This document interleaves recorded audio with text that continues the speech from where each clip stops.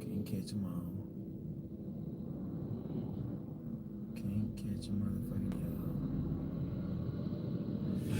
Gotta catch them all. Gotta catch them all. Pokemon. A dream come true. Our courage will pull us through. You teach me and I'll teach you. Pokemon. Gotta catch 'em all, gotta catch 'em all, Pokemon. I would dress up like Ash. That's one of my Goku or Ash. That's my favorite cartoon characters of all time. I like Doug, Rugrats and stuff, but I'm talking about like Forrest. Just pure who I thought I was, like when it comes to his confidence and his courage and fearlessness. It was Ash for me. It was Ash. He never showed fear. He did sometimes. He was a kid though. He was supposed to. But he never was like sometimes I Goku and them, they be giving up and she be like, oh, I can't win. I can't beat him. Ash ain't never did none of that bullshit. Vegeta knew.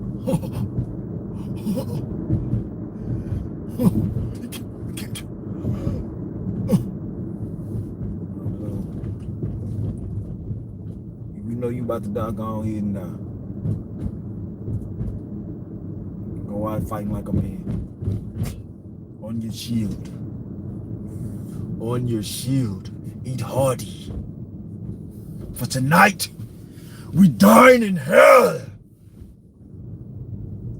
That's the type of people I like. Eat hearty, motherfuckers.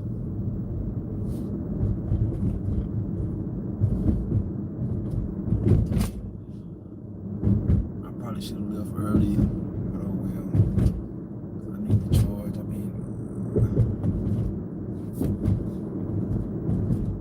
I only got 50 miles.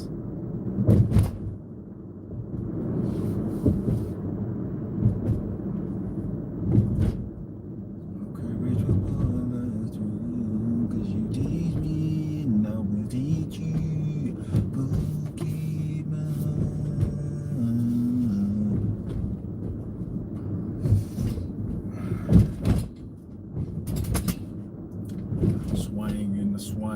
Swing to the left, pop my trunk, you, swing and a swing to the left, pop my trunk, oh fat dead.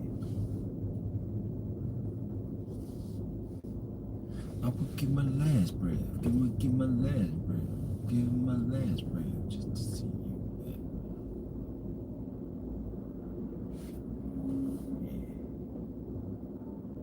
It got hot, man. It's crazy. It got hot.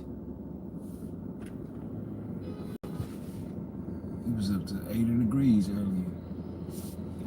Yo, what's up in the chat? What's the deal, man? Everybody drop where you from so I can shout you out, man. What we got in the chat, man? What we got on CardoTV? Where you from? Let me see it. Let me see it. Yo, Ash just got timed out when I stopped Monster Other Cock. Monster Other Cock. Yo, bitch ass just got fucking time, fucking night when I stop, motherfucker. When I stop, motherfucker. Yo, bitch ass just got your ass timed out when I stop, motherfucker. When I stop. I'ma show you how to suck on my motherfucking cock when you come up here with that bullshit. Let me see. You bitch ass nigga, bend over, let me see it. I'm about to see it. Hey, Hey, I don't play no gay games, so your ass out of here. Hey, yo, put your bitch ass in time out, boy. You go sit in that corner, go think about what you said. I ain't playing that shit. I ain't gonna that shit. Ain't yeah. Oh, you telling me shut the fuck up? I'ma show you, boy. When I stop your ass on gone, boy.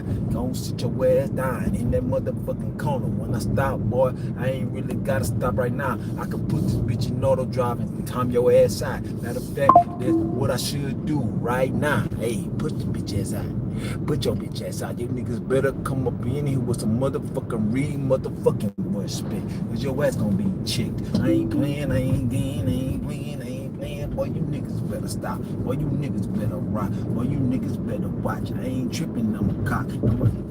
I ain't talking on shit. I'ma lay your ass down in that motherfucking nine. I'ma move around, nigga. Cause you can't talk. Now you can't hear nothing, no fucking more. I know you won't respond, so I'ma give it to you, yo.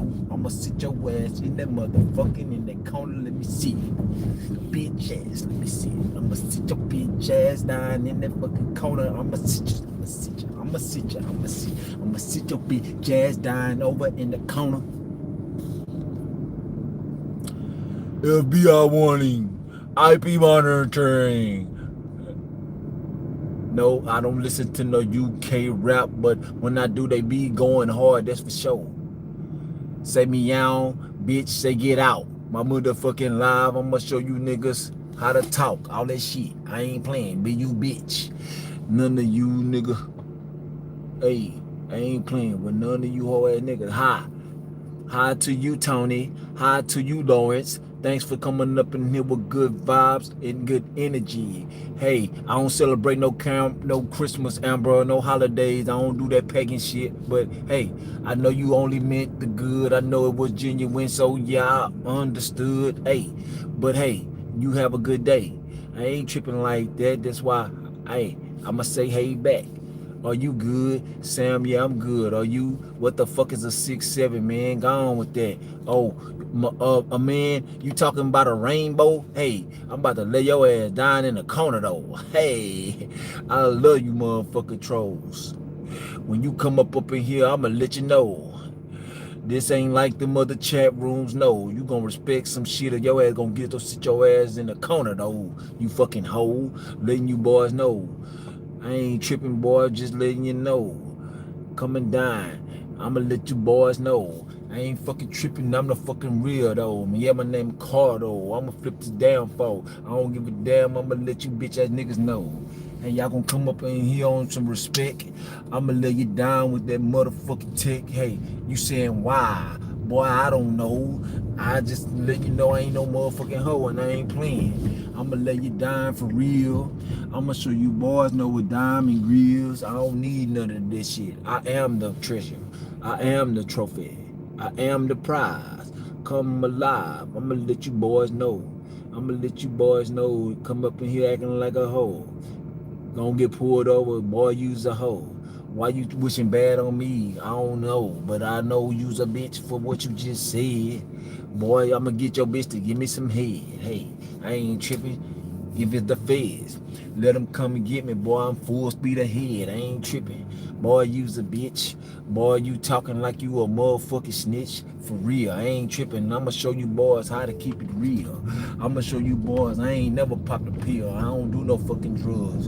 I'm out here every day flipping, trying to get this motherfucking money to the stack it to the sky. I don't know why, but you boys be coming up in here, boy, had me like, why? I'ma show you niggas how to get this fucking change. I ain't fucking tripping. I'ma switch up in these lanes. Let you boys know you disrespect, I bust your brains. I ain't fucking tripping, boy. I gotta grip the grain. You see me? I hit the gas. Blast from the past. I'ma blast off fast to this motherfucking gas. I ain't tripping. Hey, boy, you see me? I ain't sipping. I'ma let you boys know you talking and you tripping. Don't know what you're talking about. I'ma swing it out. I'ma lay you out on the motherfucking couch. I'ma let you boys know that you ain't gonna come up in here with that. You boys gonna come up in here with nothing but respect, or I'ma hit your ass time out or block you from the channel. I don't give a fuck, boy. Ain't no fucking pounder. I'm the man of this land. I'ma let you boys know. Disrespect, I'm a land. I'ma show you boys when I get to spraying. Make you understand. You heard what I said. boy, I'ma show you.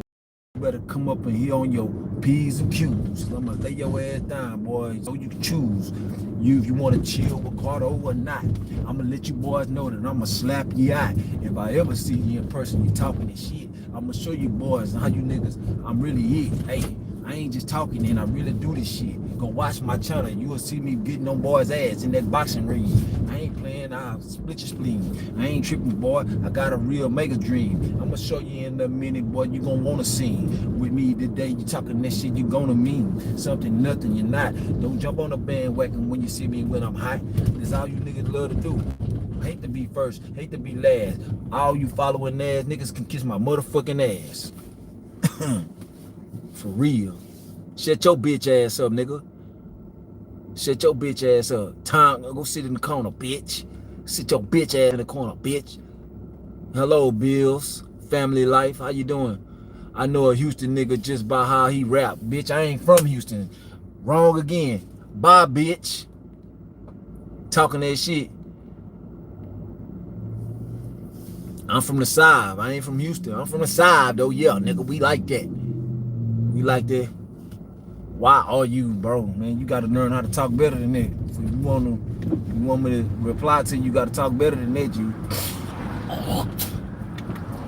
I only speak one language. I only understand one language. The way you use them words, I don't understand what they mean, G. I ain't trying to talk about your number, but you gotta learn how to speak English better for that if you wanna. Bin Laden looking like look like motherfucking, okay. Yeah, I love Bin Laden. I love that man. He represented something. He stood by what he believed in. How would you measure 4 gallons if you only got a 5-gallon and a 3-gallon bucket? Man, I don't know. You answer the question. You asked it and you answered. I don't know. So respectfully, your beard needs a trim. Yep, I know that. I'm letting it grow out purpose. Duh. It's only like this because I just woke up like this and I don't give a fuck what nobody think. You know what I'm saying? I know what I'm doing. No, you don't know what I'm doing, so hey, cool. You could talk, everybody up in here could talk shit all day, but when you get with the gay shit and talking that bullshit, and if I don't like it, I'll block you. But you can talk the shit, but that gay shit gonna get you banned. The gay shit get you banned. If you talk shit, you might get timed out, but if you talking that gay shit, you're getting banned. I'm a white, but my neck is red. I put a Miracle Whip on my Wonder Bread. Hey, that boy broke that hoe. Hey, that boy, hey, man, I'm about to pin that shit. Hey, man, I like that shit, boy. Hey, that's that boy Rick. That's that Rick. That boy wrecked. Recollect. What's that boy name, man? That boy Jonathan wrecked that bitch, man. That boy broke that hoe. Drop the mic for Jonathan. That boy broke that boy. Said I'm white, but my Nike red. Put a Miracle Whip on my Wonder Bread. Hey. That boy Rick that hoe. Yeah, man, I'm white, but my neck red. I put Miracle Whip on my Wonder Bread. Hey, that's all that shit. That's what white people love too. Wonder Bread, Miracle Whip. I don't eat none of that shit. All that shit nasty to me.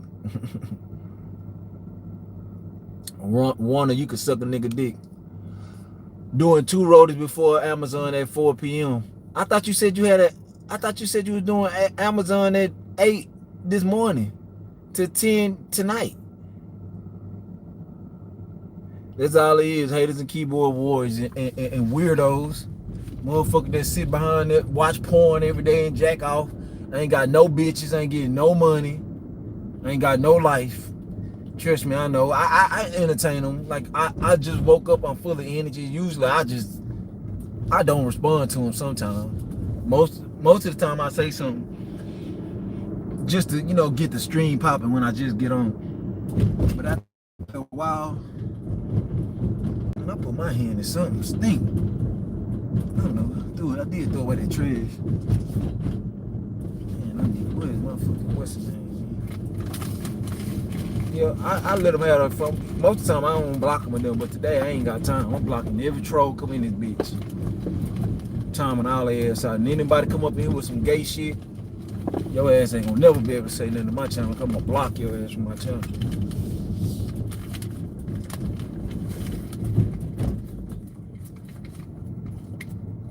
Yeah, my shit, man. All right, let me shut these niggas up, man. I'ma show you my beard. I'ma show you my beard. Like these niggas just be talking. They act like they know people and be talking shit. Let me shut them up. You know, I ain't been proving nothing. I'm a fresh ass nigga. I'm a clean ass nigga. I really don't be giving a fuck what these niggas be talking about. But I'll show you how my beard look when I freshen up. You know what I'm saying? I ain't on nothing but money, so I don't be worrying about what these dudes talking about. Hold on, just let me go to it. I'll show y'all. I'll show y'all fresh Cardo. Okay, I'll show you fresh Cardo. Give me a second. Let me go find the videos or whatever it is that I can show y'all when I'm clean and I'm fresh. When I'm put together. I'm just out here doing DoorDash. I ain't out here trying to impress nobody. None of this shit. You know what I'm saying? So get off my motherfucking dick. God damn, you niggas love being on the nigga dick. You niggas love sucking the nigga balls. Alright, here. You see me? Do you see me? A nigga can get fresh. A nigga is fresh.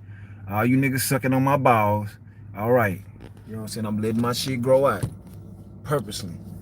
Because every time I don't let it grow out, when I go to the barbershops, they cut my hair off, so I'm letting it grow.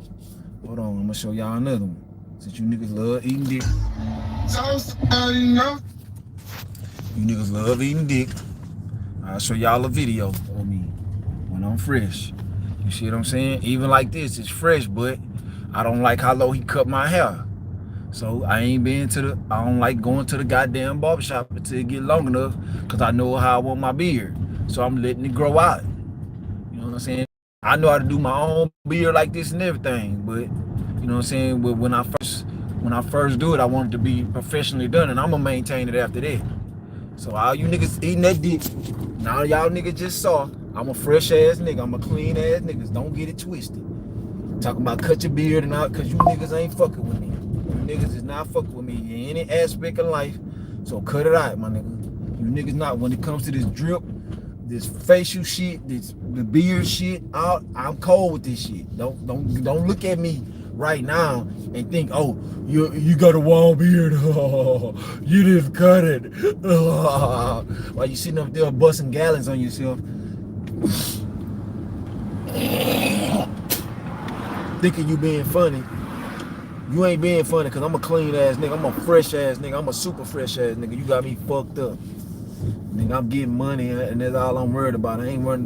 Do I need to have a fresh, clean haircut? Do I need to be dressed head to toe to jump out of a car to go pick up a bag and drop it off at somebody's fucking door? No. Why would I waste money to do that?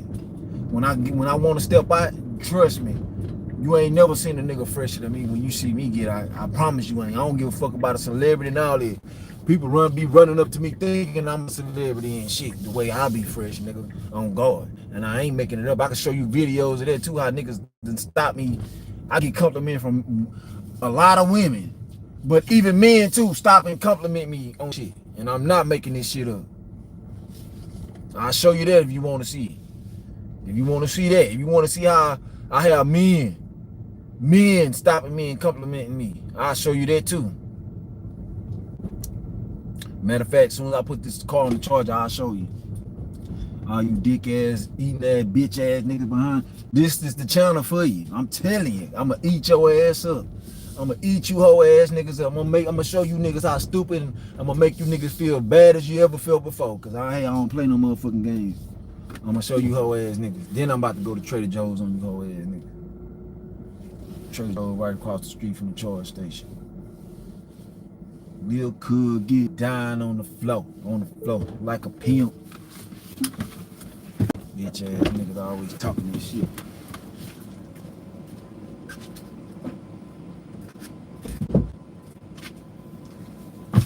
Oh ass niggas need to watch out motherfucking minds.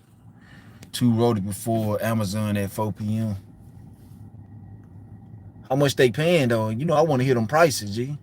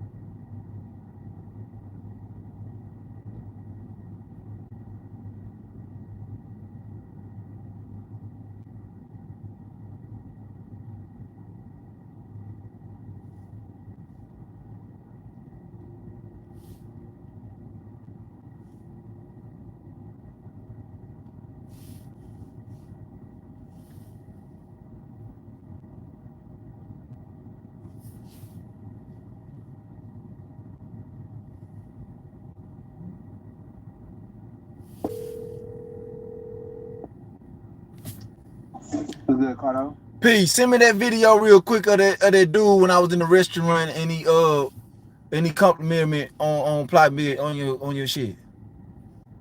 Damn, I don't think I got it. Let me see if I'm gonna look and see if I still got it. Okay. I don't think I got it. Yeah, cause I think I deleted all my messages too. That's why I'm calling you for. Off everything. I'm about to let home. I know I got some other ones. I'm just trying to show this dick eating ass nigga Yeah. something. Yeah. Okay. But I know I got other video. I got a bunch of all them other videos. Let me see. I just know that's the most recent one. Yeah, on the 25th.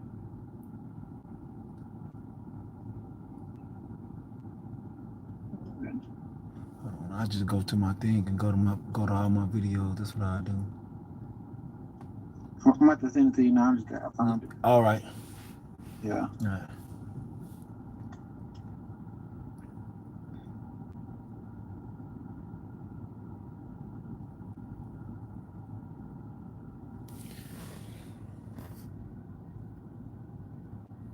Yeah, they some keyword. Got they bitch ass up out of here. Yeah, they be talking about people appearances, men talking about other men appearance. Man, I don't give a fuck how no other man look. I mean, if he look bad, oh well, he a man. He's supposed to look like that. He a fucking man. Women the ones supposed to be pretty, not men. And another man damn sure ain't supposed to be judging another man.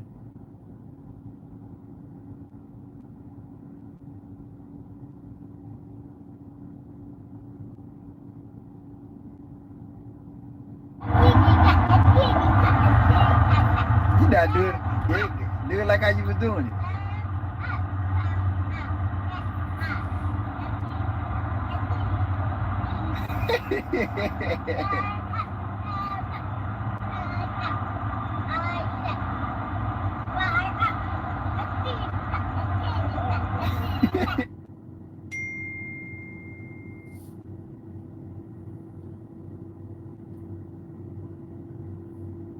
Now look at this.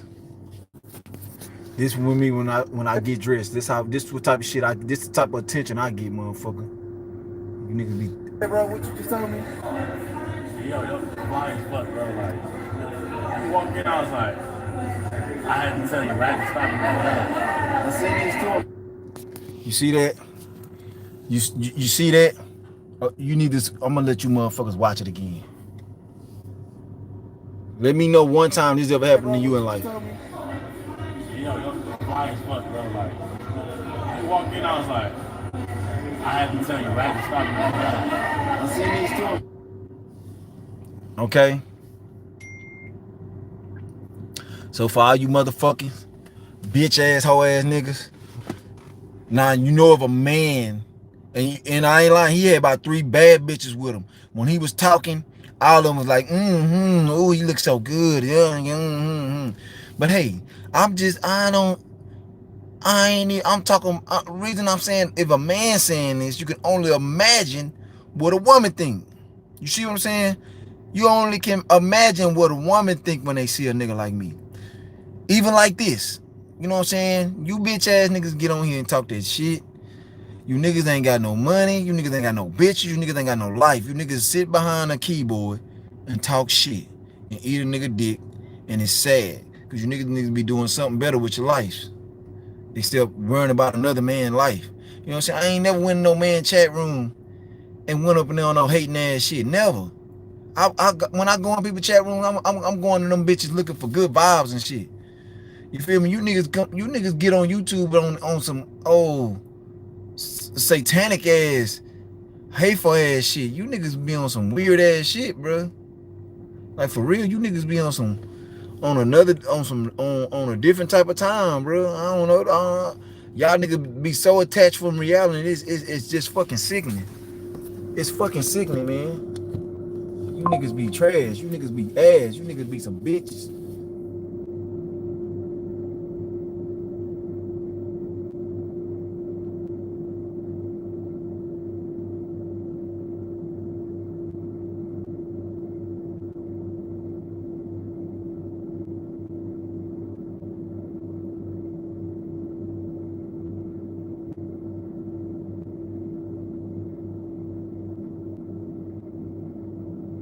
You need to be some dick sucking assholes in the flesh.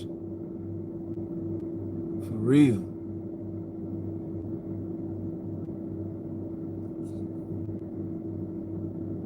You niggas know how to eat a nigga dick up. That's all you niggas know how to do is eat a nigga dick up.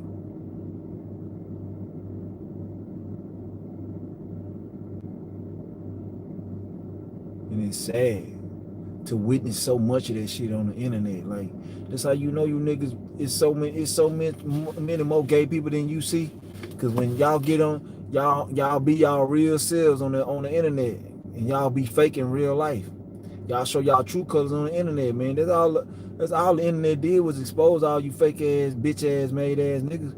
Cause when you're in real life and you walking around, you on your best behavior, because you know a nigga gonna stump your ass. You do that shit you do on the internet in real life.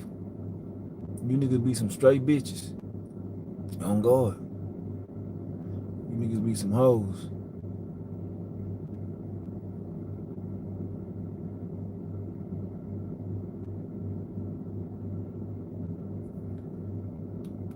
My kid. Please.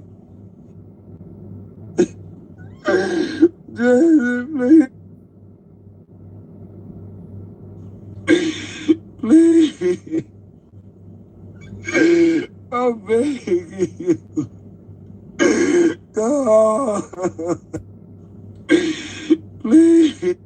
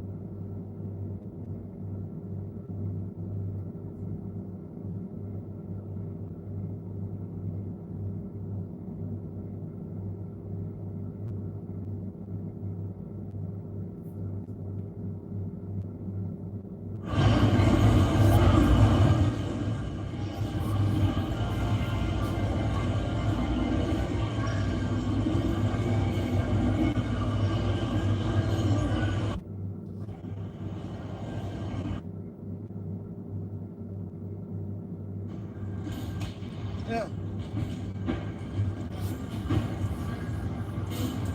Yeah. Keep shooting. Got shooting the goal. Get in the hoop.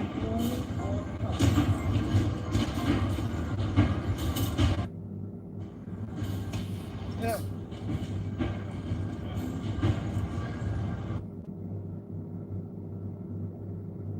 Are you ready? Are you ready?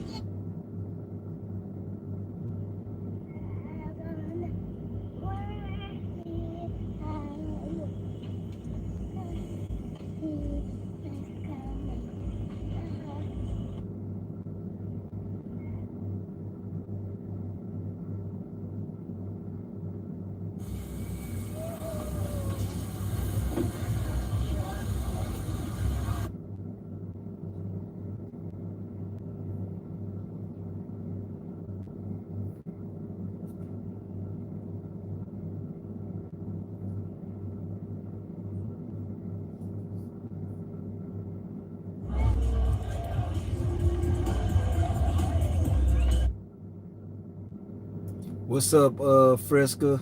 Nice to see you again. What's up, huh?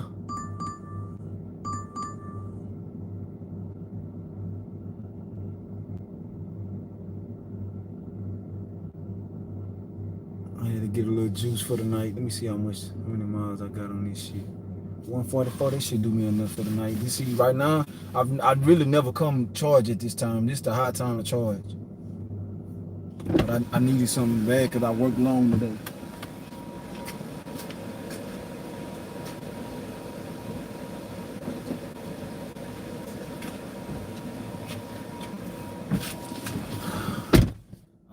I work way longer than what I did. Usually I work half the day and I have enough, I at least have 100 miles left to go dash until like either 11 o'clock or in the morning when I wake up at 5 or 4. Anytime before 7 a.m. usually I have enough miles before I charge. See, I only be spending like, see, right now I probably spend $7 to $8 just for them few minutes, to where I can spend $5 or $6 to fully charge all the way up. But I don't give it. It's still cheap. Instead of 14 or 11 cents, I just paid 37 cents because it's peak time. But it's cool. I ain't doing no tripping at all. I shouldn't have came this way. I'm turning around. Anybody that come this way is crazy. Nobody should come down this way without no light on Shepherd.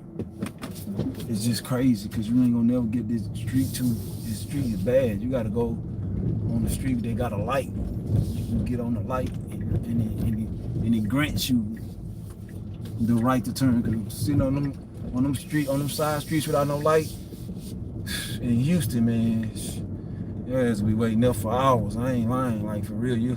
Nobody be having so many wrecks because some people just look at charge me $11. I don't never pay $11 to gas up. Never. I don't pay no more than $8 to gas all the way up. But it's peak time, so they charge double. He said, hey, my 50 cent, no. Rambling again. I ain't rambling nothing. I'm talking about charging this car. That ain't rambling. That's talking about something, you fucking nut. You bitch ass nigga. You dick eating ass nigga. You hoe.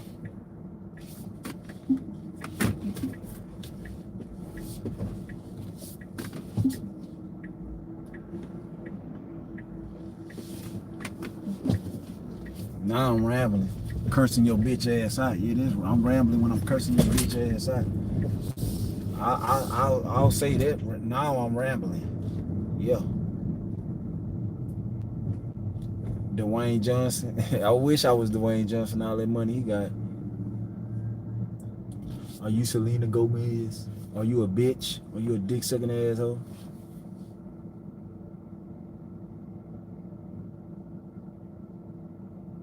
Alright, that's enough for the trolling. Bye. Go sit your ass in the corner and go think about what you said.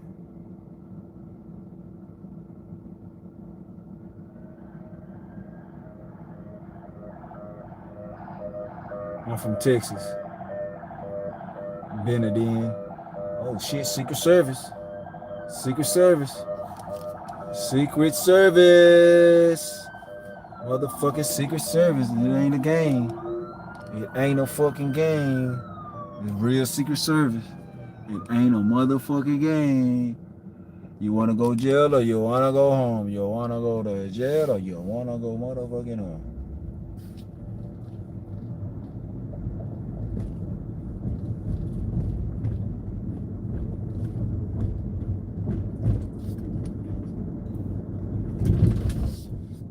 Go to jail or you wanna go home?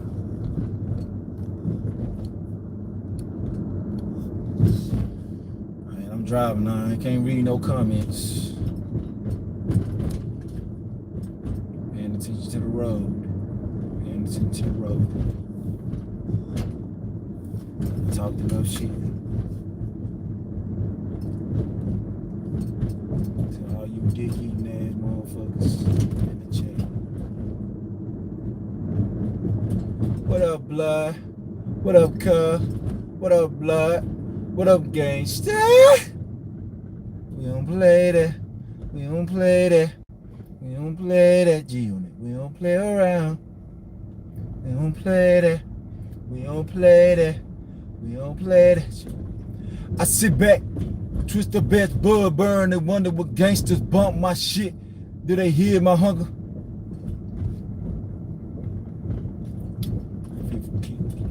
Feel like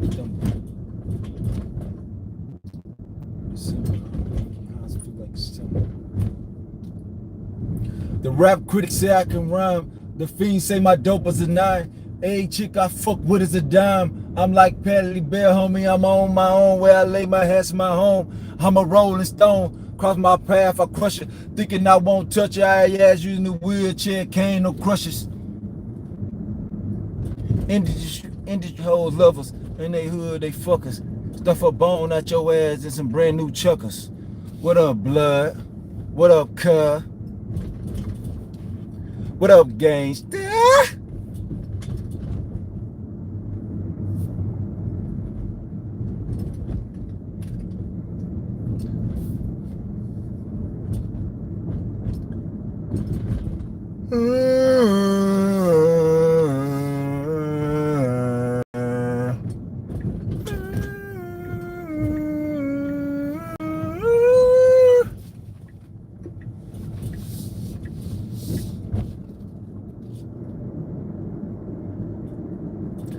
I've been wastefully paying for a track to explode on. Your ass to get rolled on. Stole on. Yeah, it's 50. No, that wasn't 50. Don't mention my name. Now you shouldn't throw stones if you live in a glass house. Cause if you got a glass jaw, you should watch your mouth. Cause all you trolling ass niggas, I'll break y'all face. Have your ass rumbling. Have your ass running mumbling to the Jake. The going is me, dog. You're making a mistake. I'll split your hair, you looking like that Michael Jackson jacket with all them zippers. I'm the boss on this boat. You should call me Skipper the way I turn the money over. You should call me Flipper. Your bitch a regular bitch. You keeping her icy. I fuck the feet of fast food. You keeping her icy. I'm down to sell records, but not my soul. Snoop said it's 94. We don't love you hoes.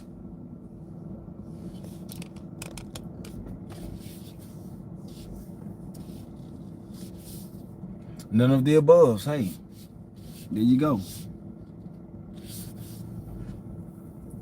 Hey man, where you from?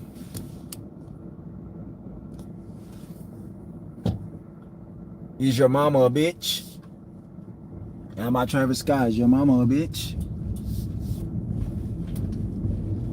Answer that, and you got your answer.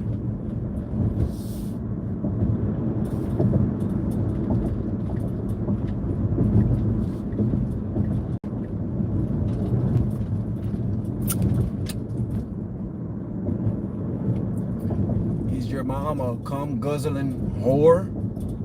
Answer that and you have your answer. Answer that and you have your answer. Answer that and you have your answer. Answer that and sir, you have your answer. You have your answer. You bitch, you bitch, you bitch, you bitch, you bitch. All right, it's time to get you up out of here. It's time to sit your stupid ass where you belong, on your knees, on your motherfucking knees. You going on your motherfucking knees. That's where you going. You going on your motherfucking knees. On your knees. Hands on your knees. Hands on your knees.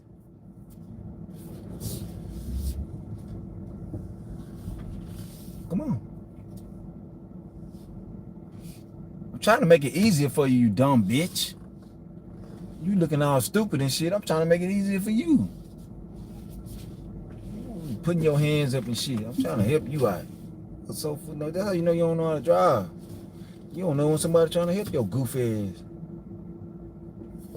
See how small this parking lot is? I'm trying to make it to where you ain't got to try to turn all hard and shit. You could just leave easily.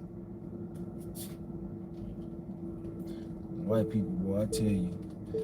That is why I don't fuck with white people. Hands on your knees, meaning you bending over getting stroked, bitch.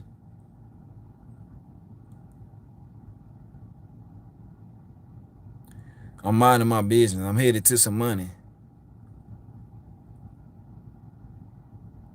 Why you chilling on a full working day? I don't know. Yeah. It's your mama brand. It's your mama brand. That's what type of brand it is. It's your mama brand.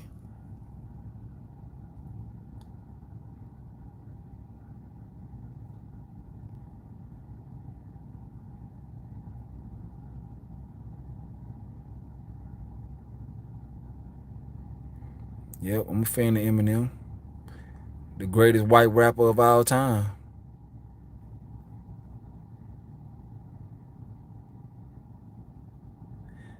Oh, what's up? I like the new point system, man. You do? I'm just not seeing this shit, Ricky. Bro, reply, please. Man, get your... Man, hey, man, don't come up in here with all that clout chasing and shit. Be chill out and ask regular, normal questions, man. My favorite rapper of all time is Biggie Smalls. Hands down. Ain't nobody fucking Biggie Smalls. Big Papa. I love it when you call me Biggie Papa. Ain't nobody fucking with that man lyrically. Everything he said rhymed and was stole. Even if he didn't rhyme, he said some throw shit. From where you stole that car? I stole it from your mama, bitch. Come get it.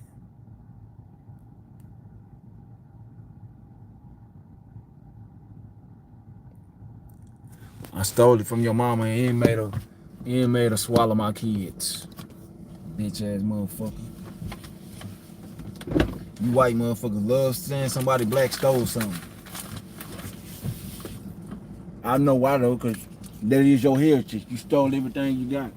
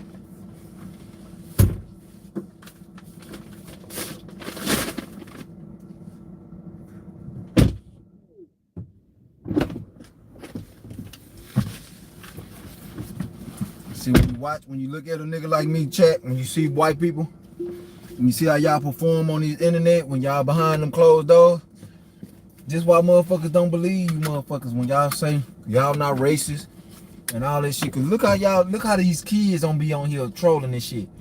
Where y'all learn this shit from? Y'all parents. That's exactly why motherfuckers don't be wanting to hear this shit.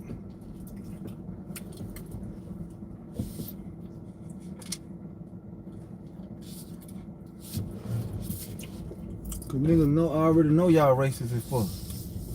It's in y'all DNA to be racist, to be hateful to black people.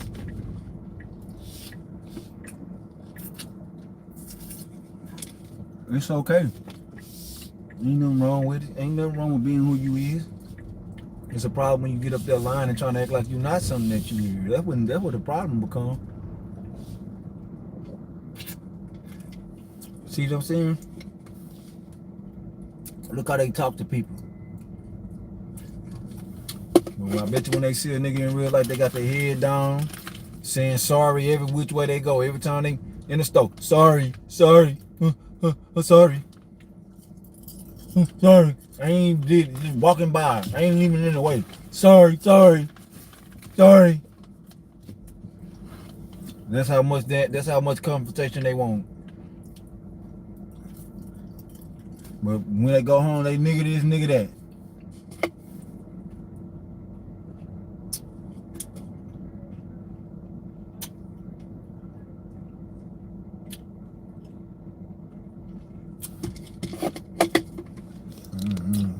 I got some people to put in the corner.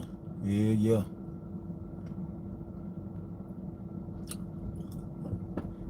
Put you motherfuckers in the corner.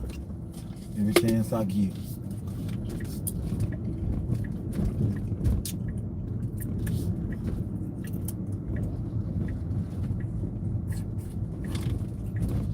Go sit you hoes down in the corner.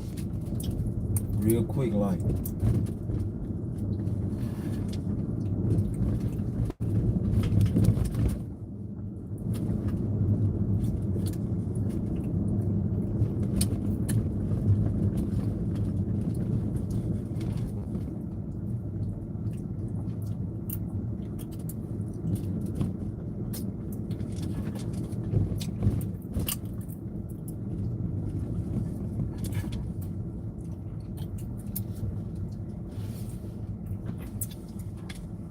Why the fuck are these people blocking this street like this with they goofy ass?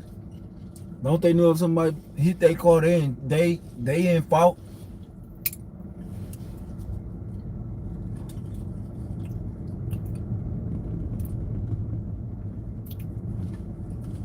What the fuck is this shit I'm going through? What is this shit?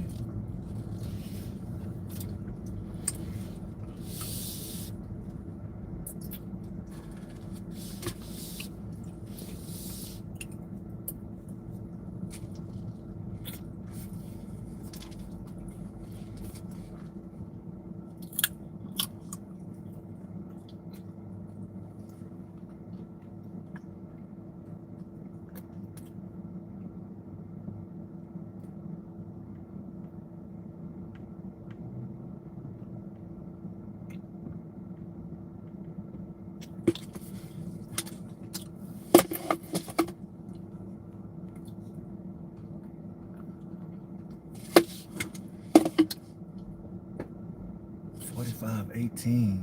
We got the gate closed or some shit?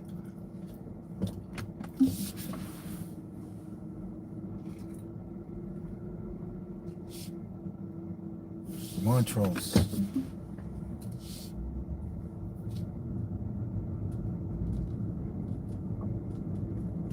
So why the fuck they took me back here if it's on Montrose, man? That shit's stupid.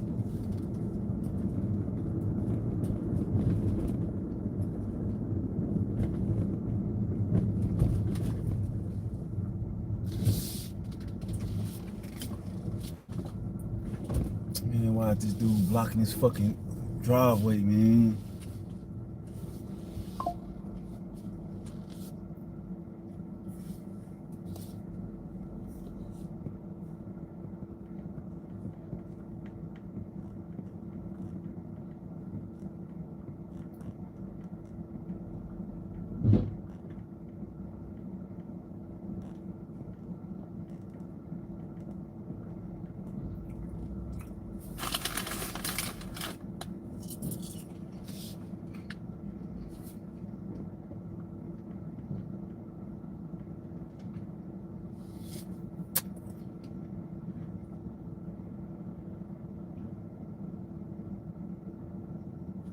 I'm about to get your ass some time out. There go your question answered.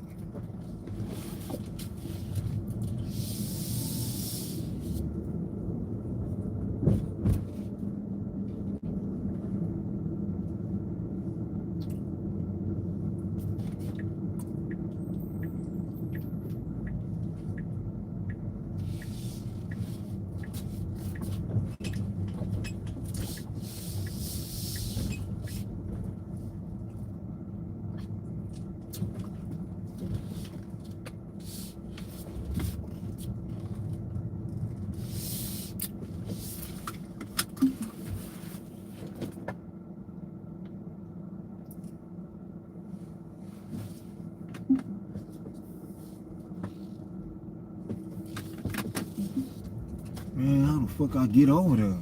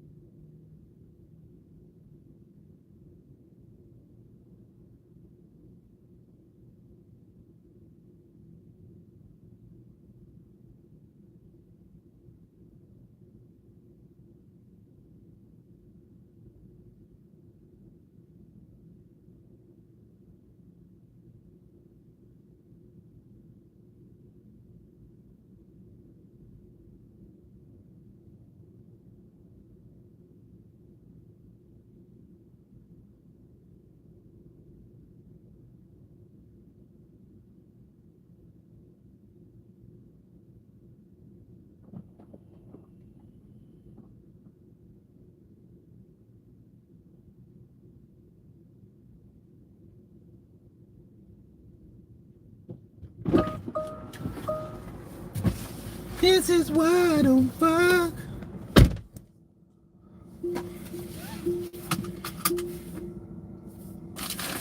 Say your weight, motherfucker. Cause it ain't inevitable. You go up and you talking this shit.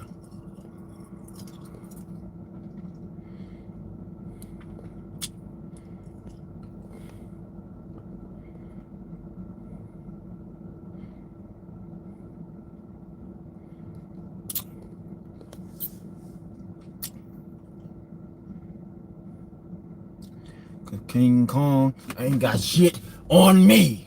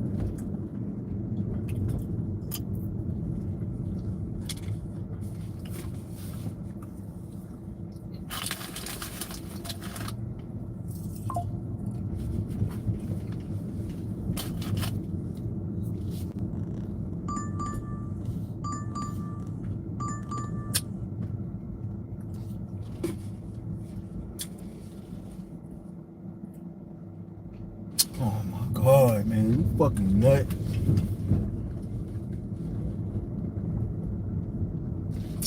I need to go back this way because I gotta go back over that bridge.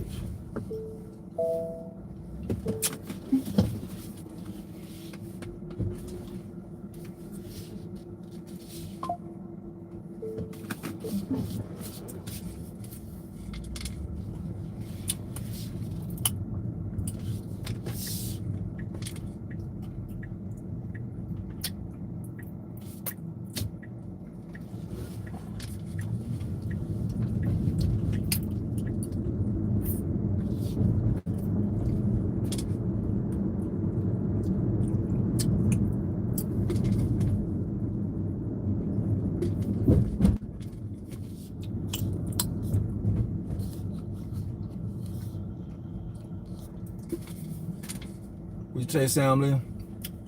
10 minutes away from Amazon warehouse.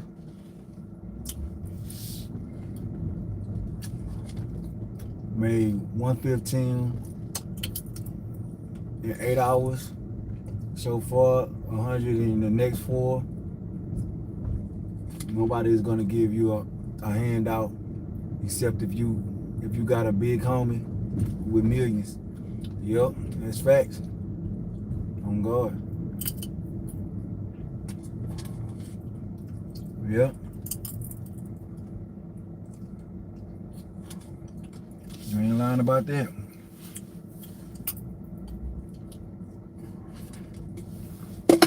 And I got big homies with millions, and I ain't asking for a motherfucking thing. I'm my own man.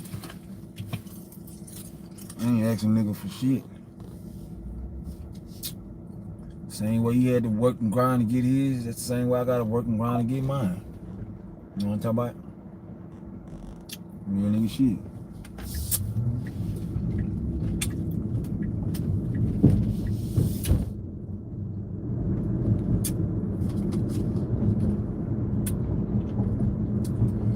But Sam Lee, I thought you already did some Amazon Flex earlier. I thought you said you was starting at 8 a.m. to 10 p.m.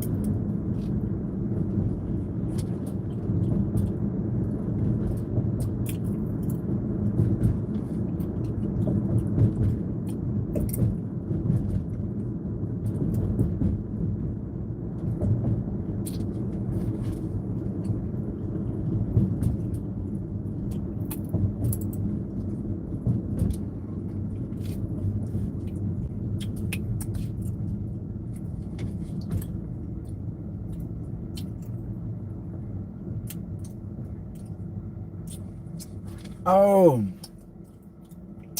see, you confused me when you said that shit earlier.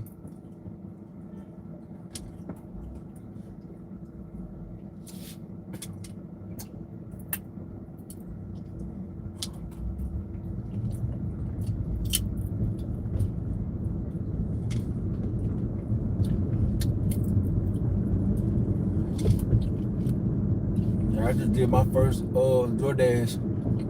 It was $14 for not even a mile. It was 3 miles total, but the whole drive was just to the store. And then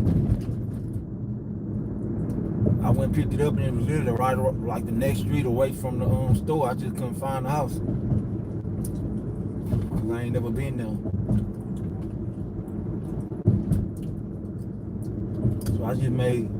So I really just made like $14 in like 15 minutes. It took me like 15 minutes. It was ready.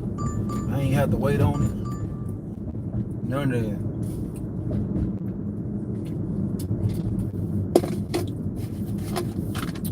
There's something about this HEB over here. These niggas cheap as fuck.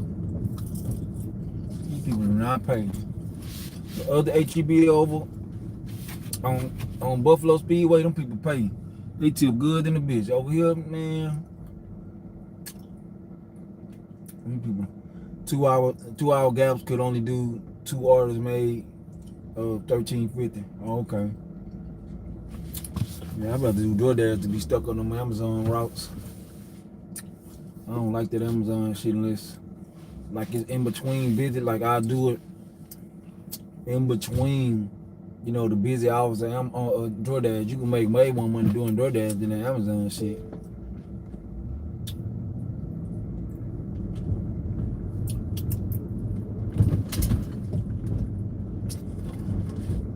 Amazon better, don't get me wrong, like far as the boxes, but if you want to make some quick money, DoorDash ain't nothing fucking with DoorDash.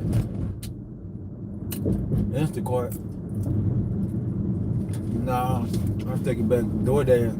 You can make the most money on Instacart, but the fastest money is DoorDash. Hands down. Oh shit, that was a $25 order. Damn. 3 miles.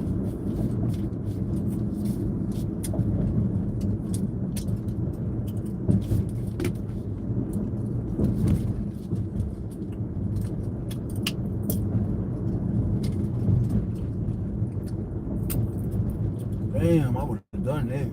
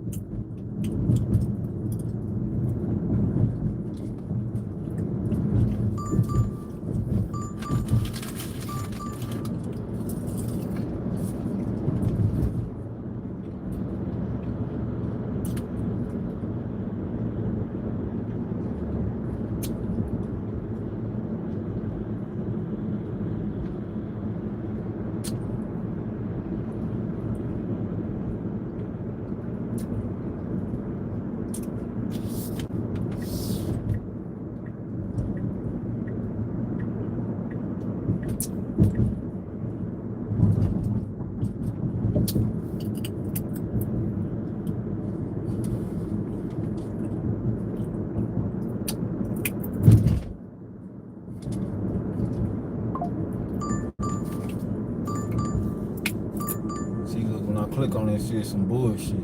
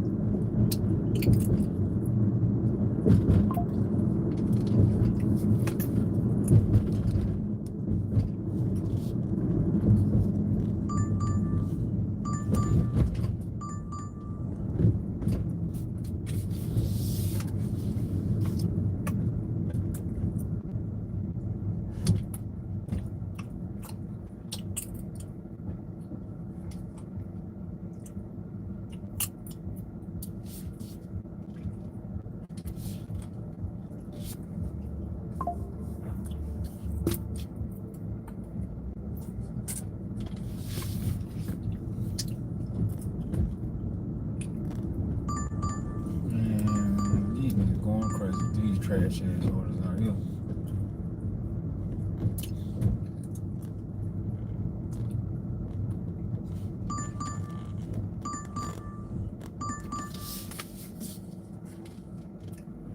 You have to follow my first name. To the land of the super rich.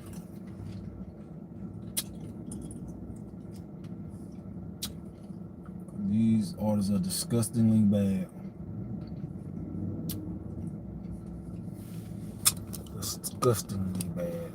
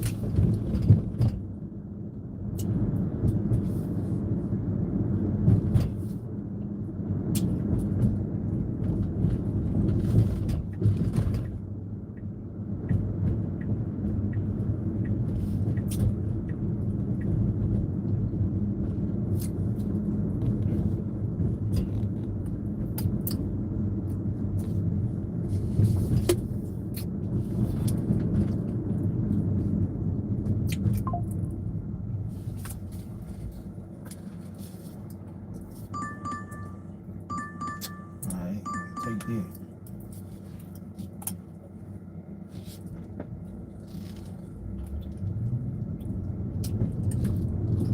Fuck, man.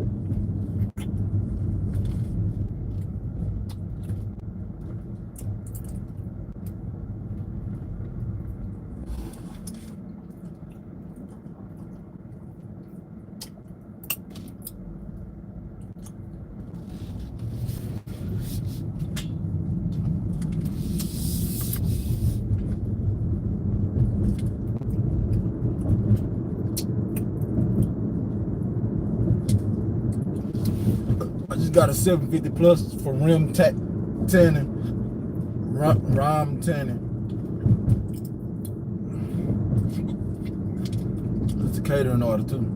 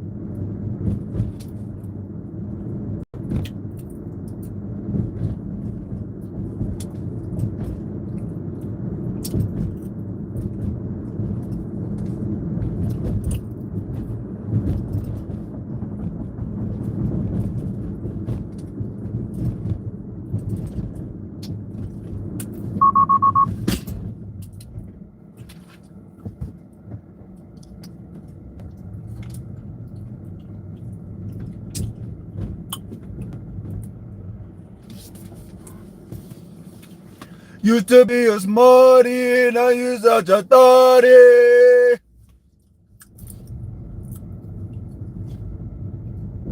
Well, we all heard about the lady DoorDash delivery driver that she pepper sprayed the customer's food, the whole story that went down with that.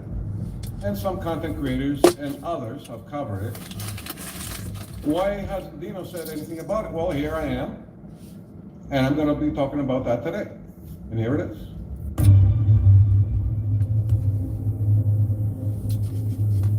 Now, to begin with, it doesn't matter how much of experience you have delivering food, because it's not something that you need a degree or very hard to understand how to do a delivery service. Okay?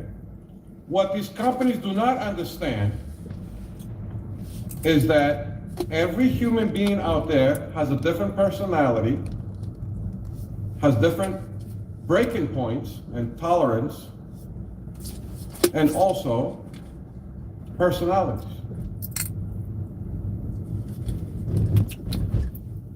I mean, isn't that a fact? Yep. Does it take a genius to figure out, and especially when they hire anybody under the sun, they don't screen anybody, willy-nilly will hire anybody, that they need to adjust their plan and their methods according how they operate. And you're telling me billions of restaurants out there worldwide who did have at one point their own delivery service, they got it wrong, but DoorDash is 100% correct what they're doing. And everybody else on the planet, they all had it wrong. And what I'm talking about the metric system that they have for drivers in the DoorDash app. And how, yes, that played a major role of why this lady particularly, we're not excusing what she did, and I am saying, and everybody else is saying what she did was wrong, but you cannot dismiss the fact that she was being pushed. But Hold on 1 second. We about to ram them, all right? Go sit your stupid ass in the corner and think about what the fuck you said. the company DoorDash to that point. Because they're pushing delivery drivers' buttons every single day, every single hour out there. Because they got no courtesy, not only for the drivers, they have no courtesy for their merchants either, and they got no courtesy for the customers at all. And they can say whatever they want. We are seeing the facts otherwise, out there on the field, on a daily basis. Facts. It could have been a case that she was losing her platinum status. She had to take that $2 offer, and she took it out on the customer. Yep. Because of him, I had to take this $2 offer, and I'm gonna pepper spray the shit out of retaliation. Taking it out on the customer. Was it wrong? Yes. But if the other factors were not there, would the circumstances would have been different? And the answer is yes. Yes. They would have been $10 base pay. That solves all this shit. When you're pushing a narrative that everybody has to be onto platinum, every single day you turn on the app, if you're not in any tier system, or even if you are in a tier system, but let's begin with when you're not. What do they do every day? They're sending you notifications constantly, pop-ups, become a platinum, get into platinum, be a platinum, platinum this, platinum that. And then when you are in the platinum, keep doing deliveries to keep your status. It's very important. By keeping your status, you're guaranteed to get high-paying offers. But we're out there, and people who are in these tier systems, they're seeing otherwise. The market can only offer you of what they have available. They cannot magically make tons of high-paying offers appear out of nowhere. If they're not there, everybody's going to get shitty offers, no matter what tier system you're in. Only that particular day, if there's a lot of offers in this high-paying offers, and you happen to be into platinum, you're going to see them, or even gold. But then again, in a better economy, and in a better situation, where a lot of customers are more comfortable and have more, let's say, of a motive to tip a little more. There you go, motherfucker. The financial situation during that period of time is great. There'll be tons of good paying offers. I've seen them. Last year I did twice as better than I did this holiday season. People were tipping more. There were more high paying offers. I was in no TIL system at all, even last year. Same AR. I had the same AR I had last year. It's the same AR I got this year. The same exact. Well, stop playing DoorDash game. And I was seeing high-paying offers. So when you're promising people out there who have different personalities, different breaking points, and different mentality, things are gonna go down differently between one driver to another. You tripping, home?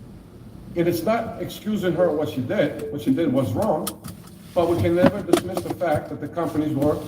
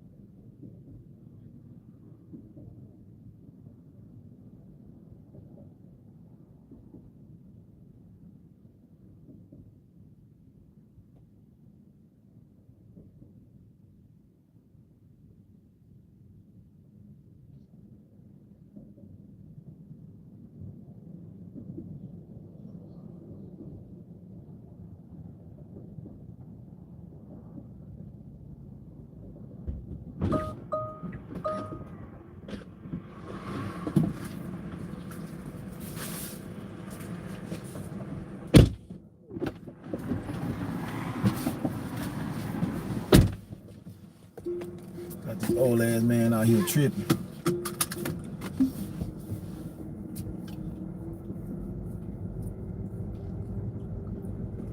Got this old ass man out here parking, doing parking shit. This nigga out here tripping hard.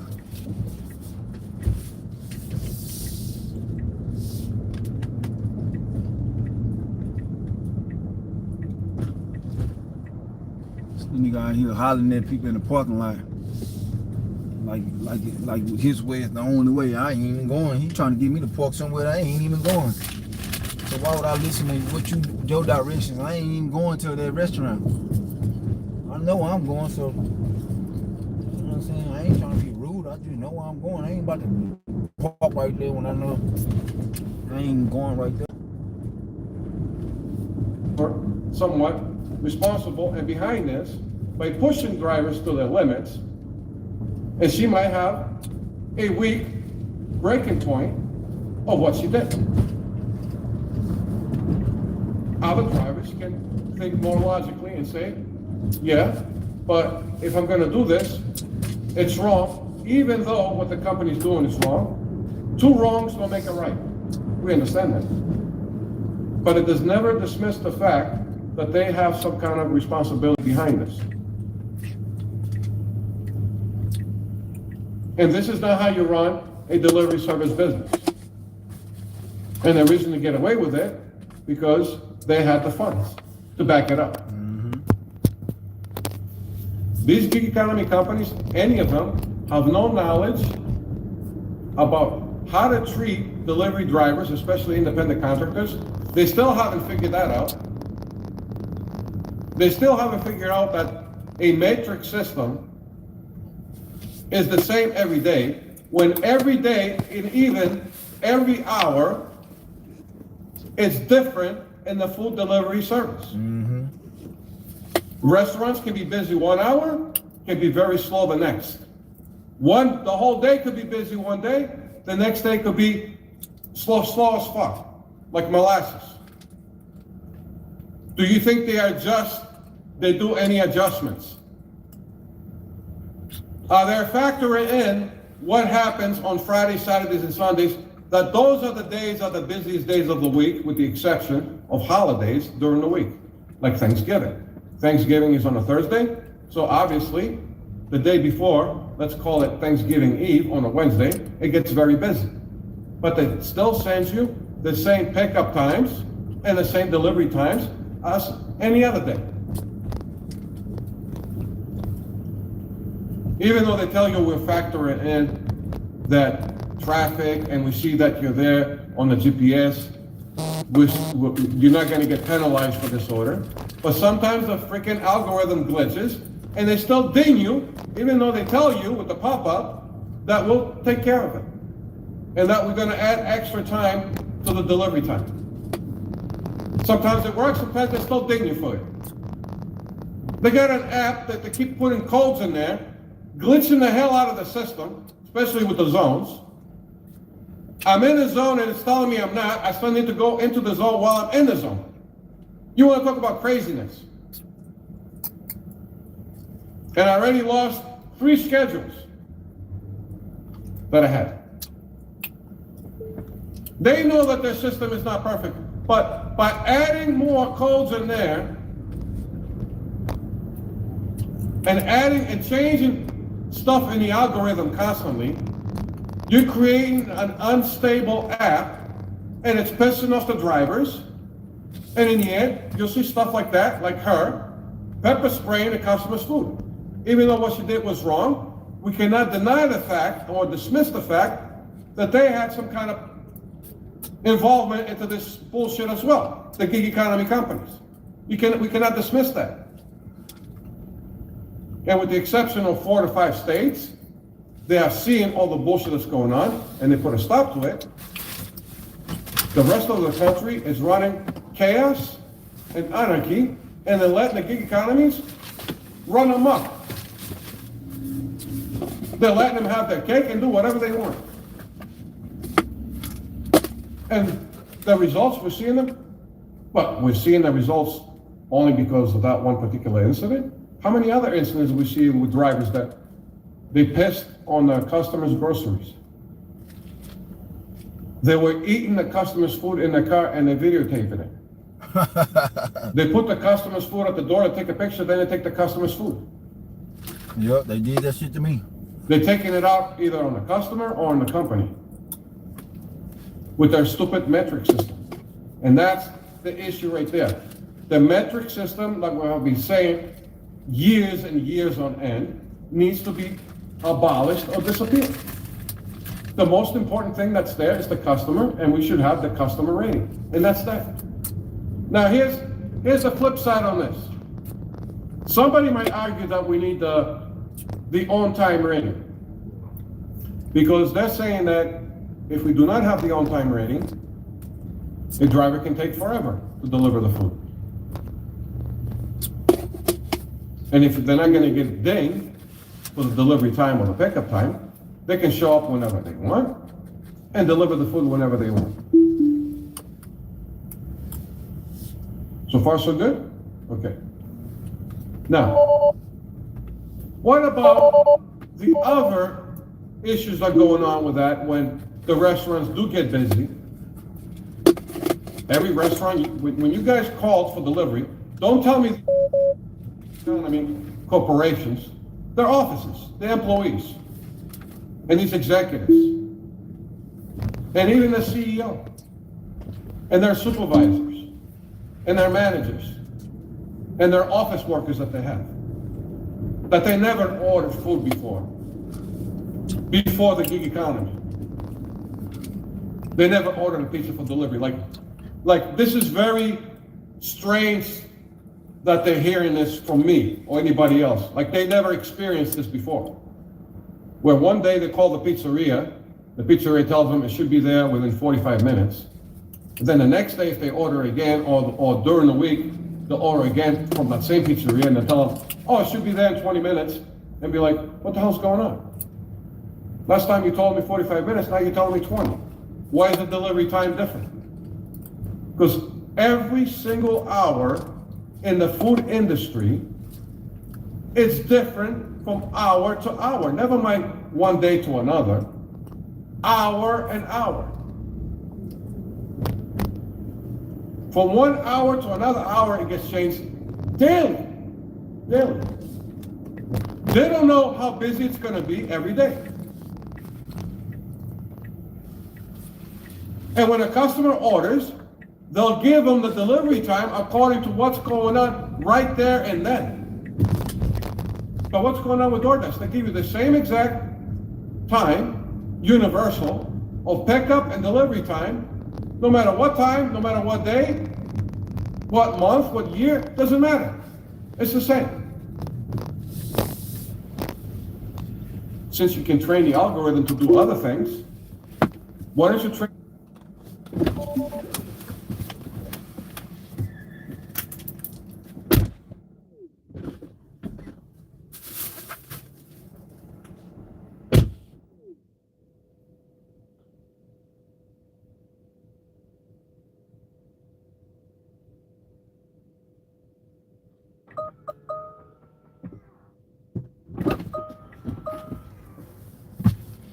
People that took ain't gotta worry about nothing but getting they shit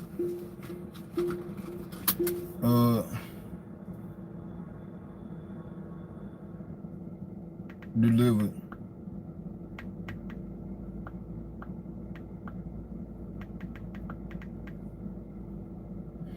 They ain't got nothing to worry about. Much love from VA, that's my goddamn good. We'll go down, Junebug. What's the words, Junebug?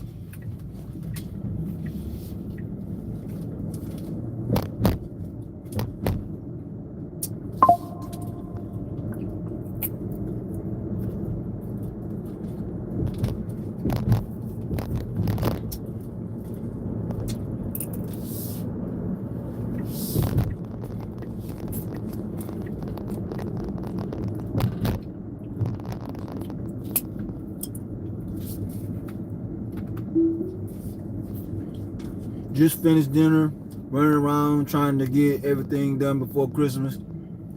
I'm good. I'm just hustling. That's all I'm gonna be doing. That's all I do. Sleep and hustle. Sleep and hustle. Sleep and hustle. Sleep and hustle. Go see my daughter.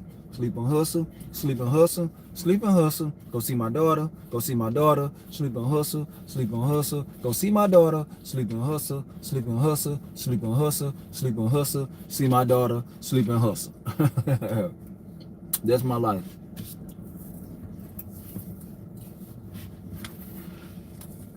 I'm in Texas, baby.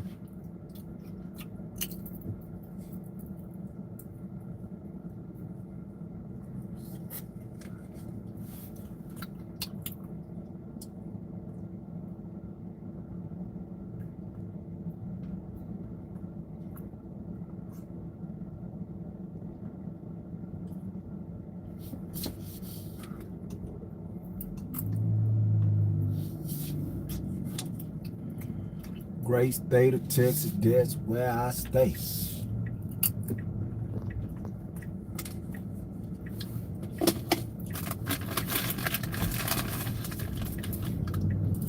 I'm just up in here watching, listening to Gino.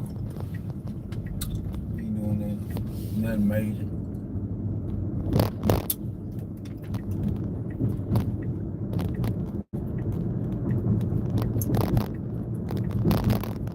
Train the algorithm, because we can see on the map when the map is grayed out, that means it's slow. And when it pops up red and it says it's very busy right now, you should train the algorithm to adjust the wash, rinse, repeat. Real talk. Really. I mean, I got a W2. opposed to the hustling, but I feel you. Rolling in Restless. The place say Texas. Real talk.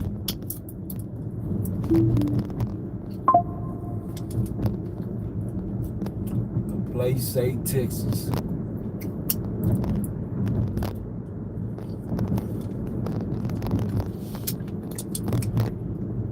Gotta run this shit up, man. We ain't got time waits for no man.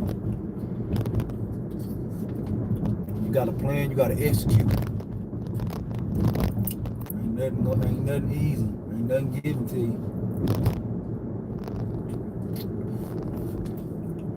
You gotta go 100 times harder, especially when you black. Especially when you black. You gotta be beyond excellent in this bitch.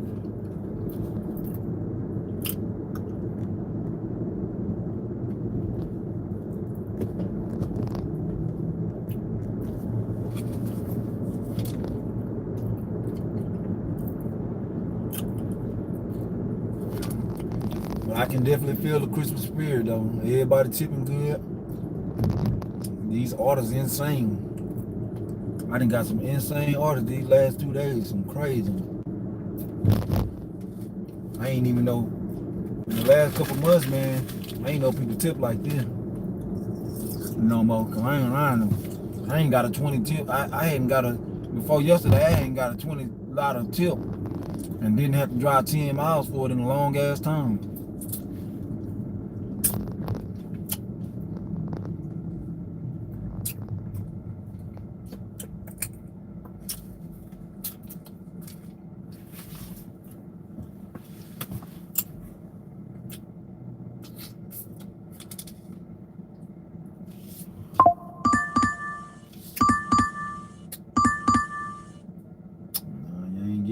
Not for me. I ain't driving up 8 miles for no $10 in this motherfucking traffic. McNigger, please.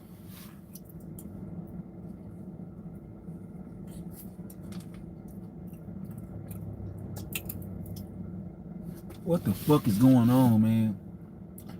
This shit ain't even moving, cuz.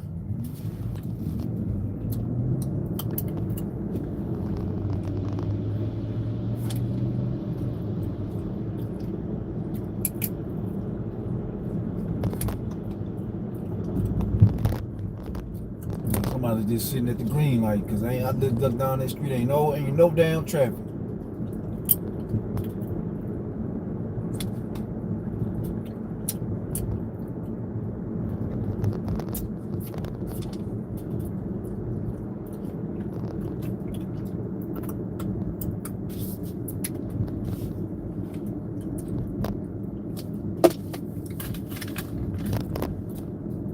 The pickup and delivery time.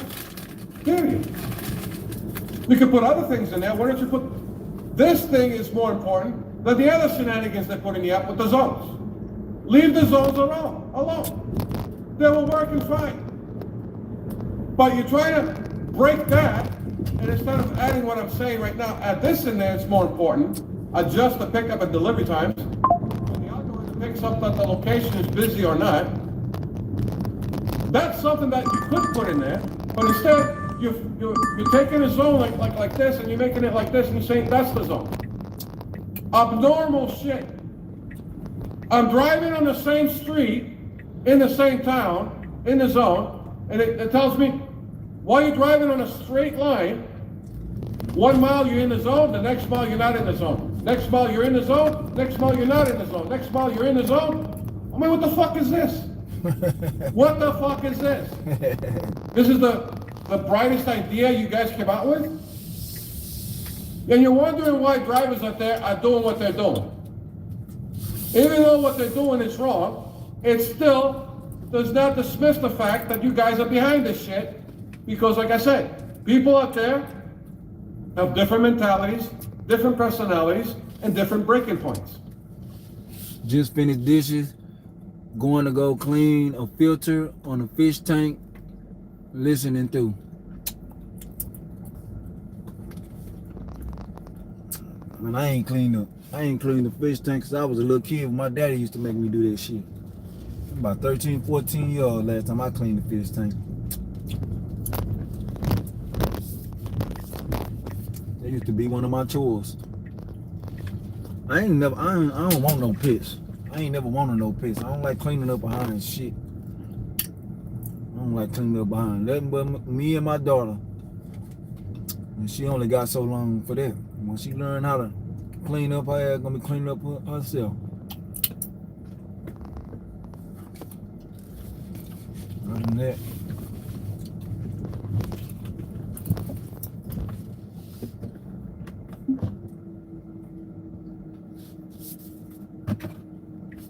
go the fuck around, bitch, go. Stupid ass people, man. You should have been went. You waited all goddamn day.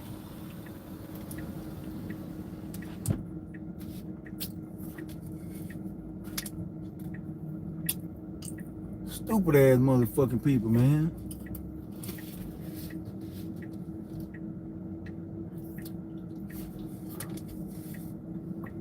I ain't lying, boy. They got some retarded ass people on this earth.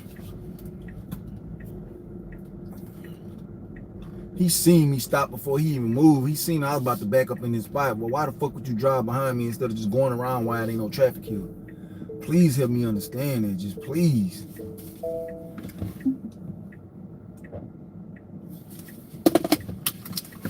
I just got a big ass catering order. Sushi. And how much of a tolerance you have of bullshit. And you know, DoorDash, what you're doing is bullshit, and you expect that every human being has the same tolerance as the other driver. That they're all 100% are gonna put up with this shit. And we're seeing the results that that's not the fact. The facts speak for themselves otherwise. I'll leave it at that. What she did was wrong? Yes, what she did was wrong. But were there other factors involved into this? Hell yeah. Do these companies like DoorDash have some kind of responsibility of this situation? Because that's just one situation. Like I told you, I gave examples of other situations with DoorDash drivers, what they've done with customers' food. Does their methods, the DoorDash methods that they have in there for delivery drivers, play a role of why these things are happening? Hell yeah. Hell yeah. And that's why in some states, they have seen the wrongs, and they're saying that you cannot operate like that in our state and treat our citizens, because people see delivery drivers, oh, we're not citizens, we're like a third-class society in America. But the customers who also live in that state, they're getting treated with disrespect. So you cannot have that in our state. Either we're gonna set the perimeters, either you behave, maybe they did give them some warnings, but they were still going on with their shenanigans. So they stepped in and said, we're gonna put a stop to this. This is not civilized. This is not how businesses get run. And nowadays, in a civilized, supposedly civilized society, you cannot conduct business this way. And here's the legislation, and they put a vote on it, and the changes were made, period. But that's only in 4 and 5 states. The rest of the country, chaos and anarchy.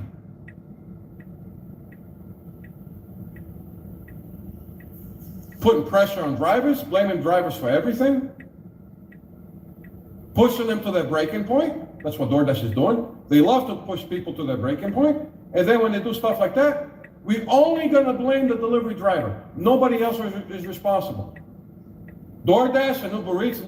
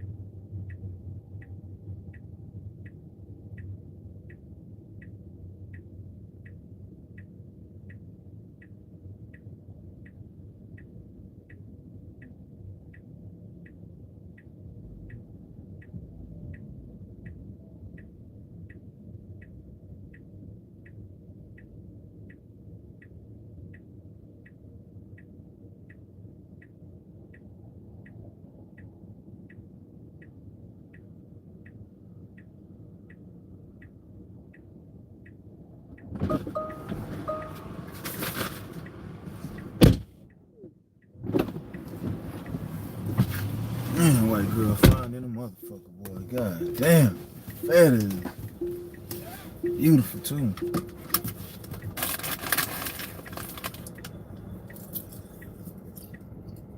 the rest of the cup. Oh, we wash our hands. Our hands are clean. Really? Okay. I'm here to tell you otherwise. No, your hands are dirty as shit.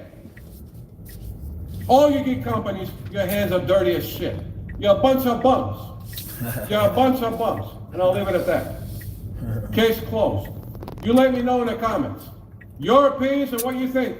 You think that the delivery drivers are 100% wrong or what they did? Hell no. Do you think that DoorDash has no responsibility of what happened? Yep. At all? You let me know in the comments. This way we get the point of view of other delivery drivers. Let's see what they have to say. And I'll leave it at that. DoorDash got 99. DoorDash responsible for this shit 99%. The other 1% is the build up from the customer. She got tired of the shit. She said, fuck it.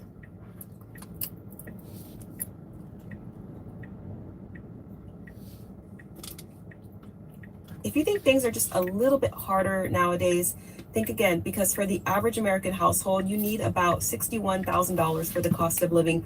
And that's according to reports online.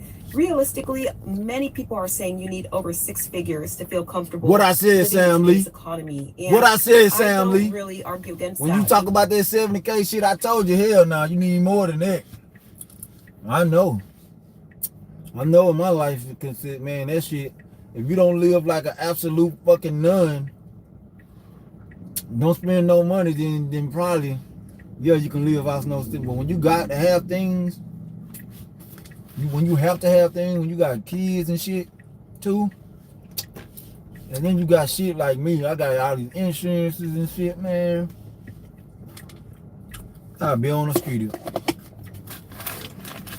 Because unless you are living very frugally and if you have basically zero debt, you need quite a bit of money to make it in today's economy here in the U.S. Yeah, just what I told Sam Lee. Video after video talking about people talking about going into foreclosure, eviction notices, living paycheck to paycheck, and save. Yep, we are living paycheck to paycheck. And I got to think, I remember 14 years ago when my daughter was born, I had no money, pretty much. I mean, I was working as a waitress, I was young, I was a freshman in college, thinking if I made this much money, I would be living stress-free. I do make that much money now. In fact, I make more money than that. I make good money. My husband makes good money. And we are living paycheck to paycheck. Just over the last 5 years, our car insurance has doubled, almost tripled. And no, we don't have any new tickets, no car accidents, nothing. Our phone bill has doubled, and I've paid off pretty much all of our phones. Still keeps going up. Our mortgage has gone up $600, $700 since we bought our house 5 years ago, just from an increase in homeowners insurance and property taxes. Our medical insurance has gone up. More money is being taken out of our paychecks or whatever. Grocery bills, can't even fathom how much more it's gone up. At least $600 a month. Like, this blows my mind. Like, we worked our way from the bottom to have these really nice careers, thinking oh, this is it, we finally made it, and we are still living paycheck to paycheck, and barely making it, literally stressing out about finances all the time. If this was 20 years ago, we probably would have been considered upper class, or I know we would have been considered upper class, and now we are literally barely hanging on. It blows my mind, and I don't understand how this is okay in any way. And all I can picture is these billionaires sitting up in their little offices and just laughing about how poor we are. I don't know. I'm so mad and frustrated, and after seeing so. Yeah, probably in East Texas. I know not no Houston. I'm talking about my current life in Houston. I've been living in Houston 12 years now. In my hometown here, yeah, you can live off 10K a year for real, because everybody help each other all day. Everybody just borrow from each other, back and forth, back and forth. But I'm talking about my living situation. I don't got nobody. If anything happened to me, it's over. I'm on the motherfucking streets. I don't have nobody to call. I don't got no daddy. I don't got no mama. I don't got nothing. I don't got nobody. I don't fuck with nobody. I ain't got nobody to call. So many videos of people losing their houses and apartments and cars, and like, how is this okay? How is this okay? And the government, everyone's just like, yeah, it's cool. Well, we're millionaires. It's fine. I feel like we are not panicking with how quickly and how steeply this economy is going to crash and diseases are going to run rampant. Like, I still cannot believe that tap to pay works. We have this entire credit system, this entire economy is built on buy now, pay later, buy now, pay later, buy now, pay later. And at first it's designed as a good thing. It's people want to get a house which they can't afford with the money that they earn from their drugstore, so the bank will give them a small loan with a small interest rate and they'll pay it back over time and everything will kind of square away. And now we've turned everything into that. That's why this is going to be so much worse than 2008, because 2008 was only housing. That's the crazy thing. We talk about how 2008 hit all of these different sectors of the economy, but it's just because housing went down. It's funny that this came on because Sam Lee just came out of nowhere yesterday. Like, I can easily live off 70K. Well, yeah. If you a person like what that woman said, you ain't got nothing, no responsibilities and shit, no debt. You know what I'm saying? I got debt. I got a lot of responsibilities. I got shit that I ain't even supposed to be paying for. That, you know what I'm saying? That I did nothing to deserve. Like, I got insurances that I'm just paying just because I gotta pay it to keep my license and shit. I got all kind of bullshit.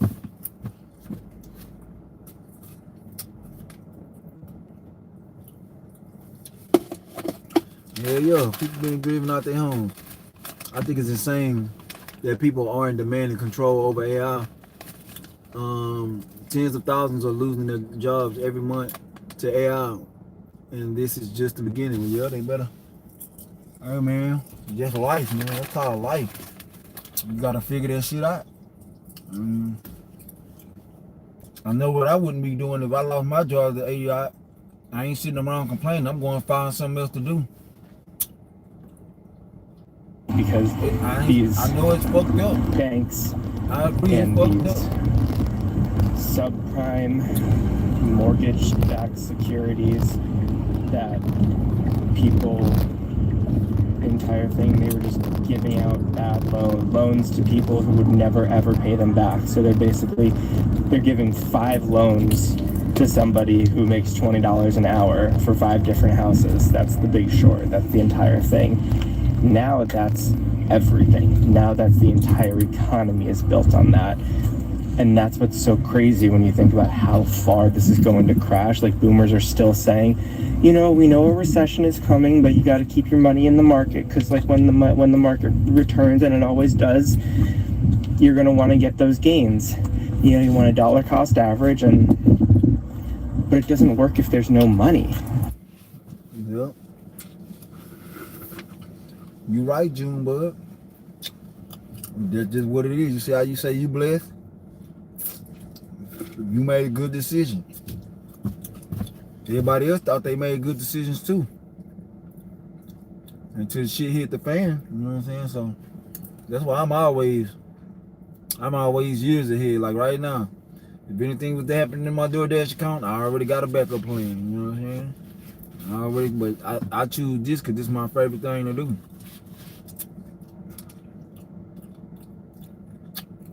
This if I got to do anything and work for myself, this is what I'm gonna do.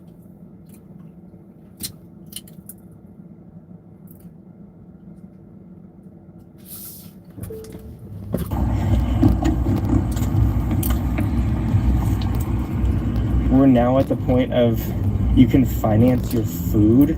Like, people are so poor that you can actually finance your food. We went from being able to finance a house to financing a burrito. That's insane. Just from a purely economic standpoint, forget the moral issues of everybody should have food as a human right. we're so far past that. The unemployment rate is 4.2% or 4.9%. Like, give me a break. 96% of people are employed. And that's not even to mention, like, adequately employed. Like, I think if you wanted to look at a real unemployment measure, you would look at, like, how adequately employed people are for their skill set and knowledge base. Sam Lee, you say you got so many Amazon. See, man, I love Sam Lee. Hey, that nigga Sam Lee is a real dog. Don't talk about, man, you gotta already have that shit ahead. That Amazon got that money too on me. Man, I know I used to make about $900 a week off Amazon alone. I used to do Uber all night, I do Amazon all day, and Uber all night. I had called a case. Some tow truck drivers had beat me up, and they lied and said I started the shit. The police took me to jail because I was a little man. Yeah, I'm always investing in. I got a recurring investment in Netflix. You got Netflix, the #1 watch thing on the planet. So why wouldn't it be a good investment? They ain't never going out of business. Never. Motherfuckers. I know motherfuckers right now don't even watch their Netflix account, but paying it. That's like having a gym membership and they ain't going. You know what I'm saying? I pay a gym membership. I can't go because I'm hurt. You know what I'm saying? This 2 months in a row, I ain't been going to the gym consistent. You know what I'm saying? Because when I go to the gym and work out, I feel bad about myself because I can't do what I want to do. So that's why I ain't going. I just do my sit-ups at night. When I lay down in the bed, I just do my sit-ups at home because I feel bad that that's all I can do at the gym because my arm fucked up. You know what I'm saying? So when my hand healing good, I got like another week or two, then I'm gonna be in that gym every day, 7 days a week like I used to, like a demon. I still feel good. I still feel all my strength. I still feel all my endurance. So I ain't tripping. I don't feel like I lost nothing. Last time I went up in the gym, I ran my 20 miles, like my 20 minutes like it wasn't nothing. My 4 miles, it felt good. I got winded for about a minute. After that, I was in autopilot again. And I don't run slow. I run on 8 miles an hour. I run 20 minutes straight, non-stop, 8 miles an hour, 8.3 miles an hour. That's what I run on. And I gradually go up. When they get easy, I run longer or I go faster. Building my stamina, my endurance.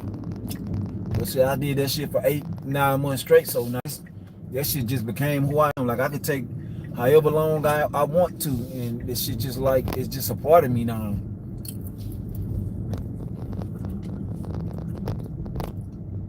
It's just a lick of the draw. There's no way to know which shoe is dropping where. You know, Cardo, you in Tyler.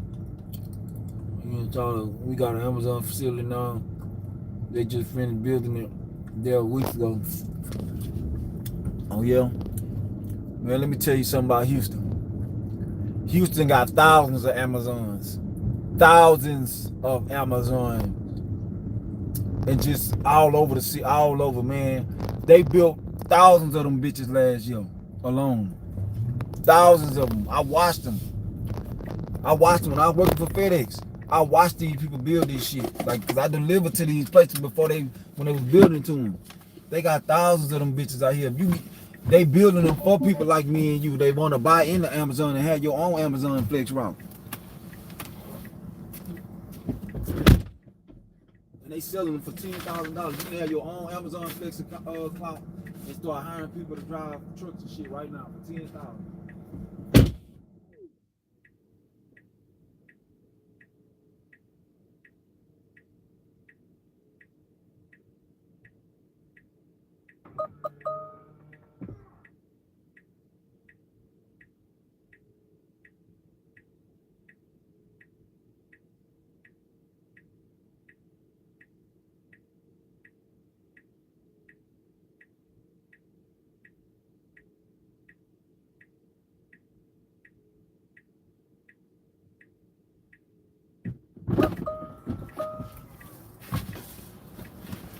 See, I've been knowing about this shit though.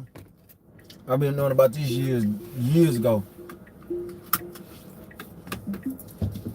Jeffrey, don't start the bullshit. See, you out of time out. Don't come up here with the bullshit.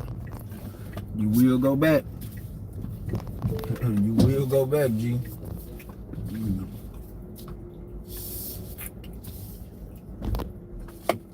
He has to be back grass. I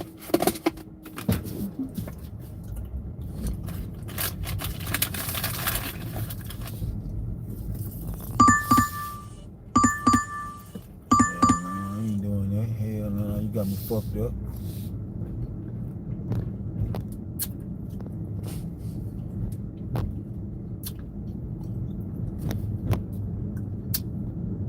Base. There's no chance that 96% of people are employed right now. When I have most of my college friends are either vastly underemployed or unemployed now. So that number is just completely wrong. I don't think you guys are going to be ready for me to tell you how much I just spent on groceries and show you what I got. I spent, here, wait, let me show you what I got, okay? Sour cream, salsa, cheddar cheese, turkey bacon, taco shells, 2 bags of tortilla chips. So they were like, I can get one 50% off, okay? So there's some deals in here. 2 things of salsa packets, these are like $1 each. Sourdough bread. Tortillas. A frozen thing of riced cauliflower. Baby spinach. And kind protein bars, okay? This is it right here. Let me flip the camera around. Jeff Bezos came down here in 2017 to try to get one built, but he was dressed like a city boy, so we didn't give him the contract. Those packages was being distributed through UPS, FedEx. This is what I bought. Right here. Okay. This is it. This is it. This cost me $75. Oh, and I had $2 off because I'm a frequent shopper. Yep. You know what's crazy? I'm paying $2,300 to live in my house that I own with my husband a month. And we just got a letter saying that we, starting November 1st, are going to owe $330 more a month because of property taxes. So for our almost 1,800 square foot house, we're going to be owing $2,600 a month. It's absolutely insane. I don't know where to go anymore. I have no home. I have no home. I don't even know where to go anymore. All I keep doing is driving back and forth on highways. I spend all our time in the car. I can't even cook for him anymore because it's getting colder outside. I try to do my best, but where am I going? Where am I going? I'm either driving to a friend's cabin, which is 3 hours away, or I'm driving to a campground, which is $38 a night and has a shower. Either way, I'm spending money.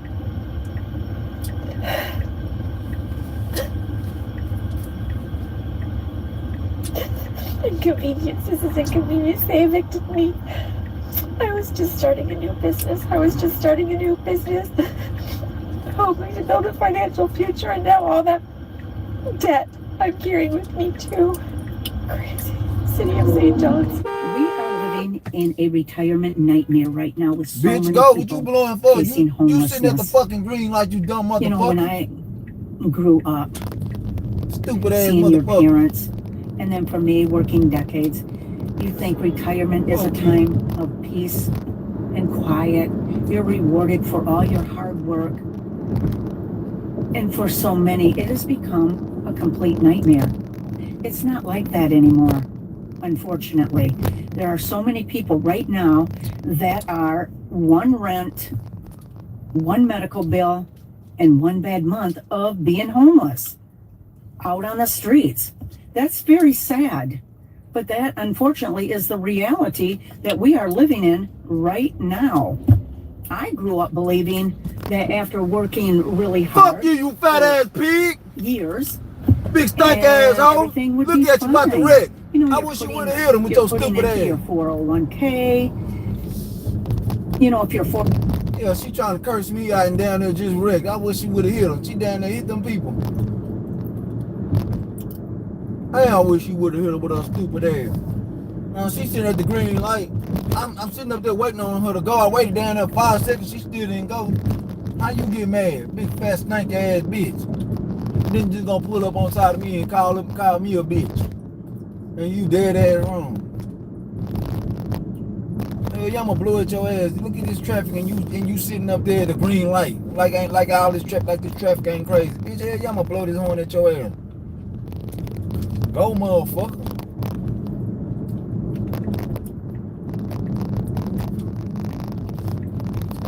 Enough to have a 401k. I worked for only one company that had a 401k, so I really didn't have a whole lot in a 401k. I was fortunate enough to have a pension, not a large one by any means, but I just saved for my retirement. That's what I had to do. So that's what we're thinking, that everything was great. You know, a lot of people get that when you retire, people are taking all these beautiful vacations and they're walking through the sand on a beach with their margaritas. For the most part, most people aren't doing that. Most people wish they could do that, but most people are not doing that. And so many people right now are having a hard time with the housing costs, the groceries, the insurance. We're being taxed to death. So you're going to see people that are not always going to tell you how bad they're struggling. I get it. They're proud. I get that. They're embarrassed as to where they're at in life. They're going to feel like they failed. They didn't do enough to prepare themselves. I didn't always do enough to prepare myself. But you're going to find people sleeping in cars. You're going to find people staying with other family members or going from place to place. Can you imagine being in your 60s and 70s and you're not sure if you're going to have a home to go home to next month? I can't imagine that.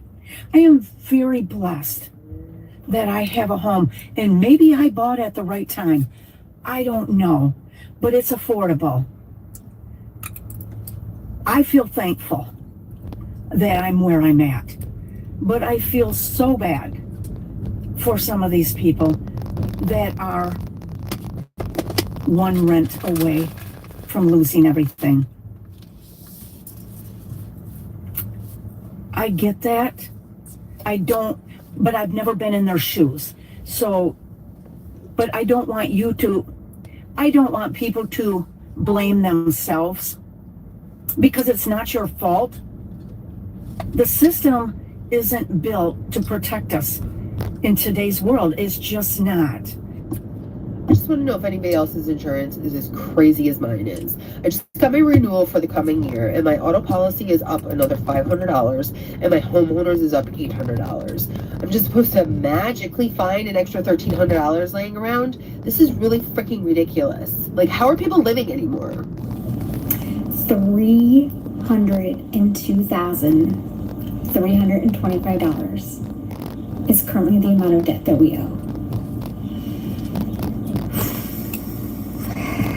That is such a huge number to have to say out loud. It's super scary. This is the number we'll be going into 2026 with. Unfortunately, we started out too late. With the holiday months coming up, I see very little money being applied to that number. Although but yeah, that's the number we're looking to head into 2026 with. So let's get into the numbers real quick. We have $166,850 currently in student loans. We have 2 student loans. One is mine, and then one is a Parent Plus loan. About $99,000 is the Parent Plus loan. We have about $112,485 for our mortgage. $10,000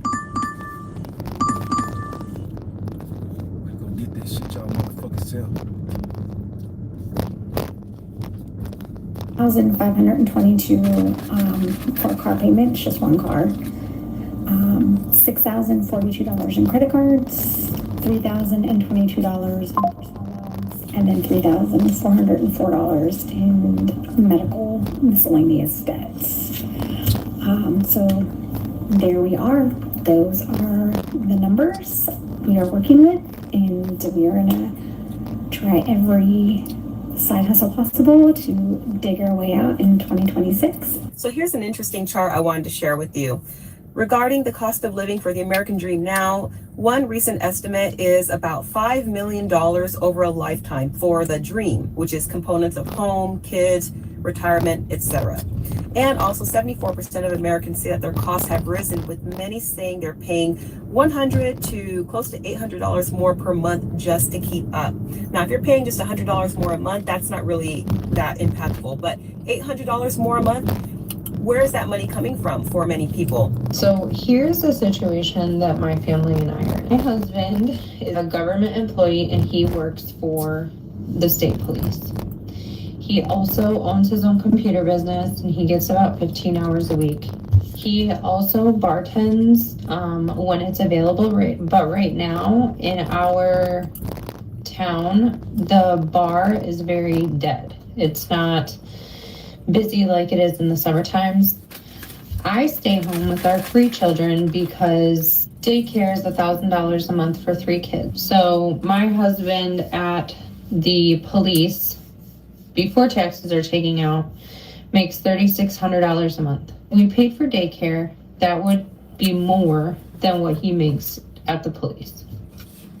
What you talking about, Sam Lee? What was a year ago?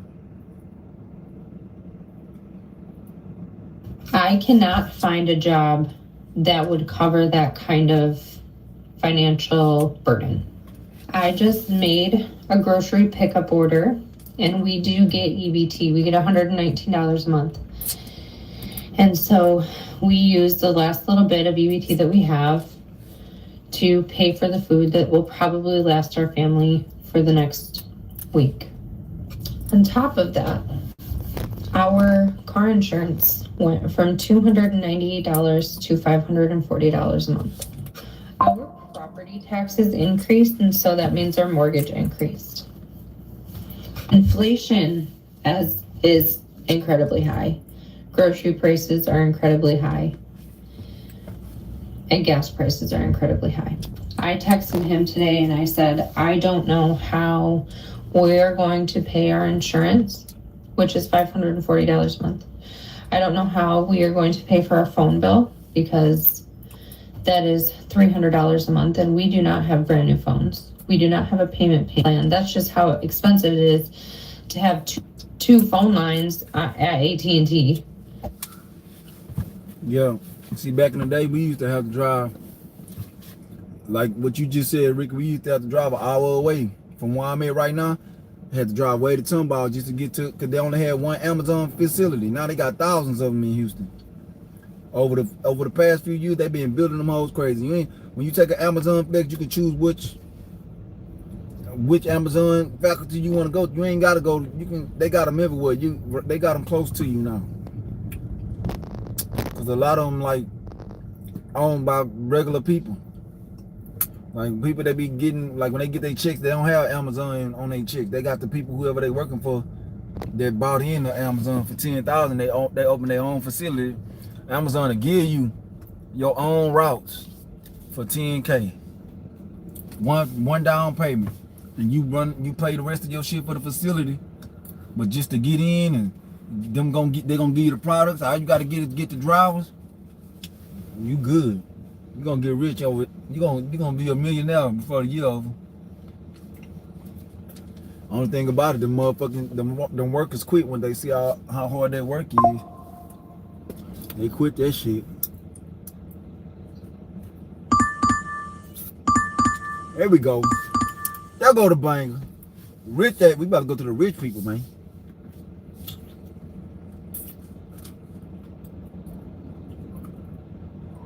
See? Uninstall the app, not driving that far. See? You know what I'm saying? That's how the Amazon used to be though. You always had to go Amazon Pay, but shit, you had to drive all the way to get the boxes, to get the routes. What? Look how this person drive. Like, why you so fucking far past the fucking? You passed the walking lane and you just, man, you motherfuckers just be, man, these people out here just don't give a fuck. Our electric bill is $220 also due at the end of the month. And right now we have $230 in our checking account.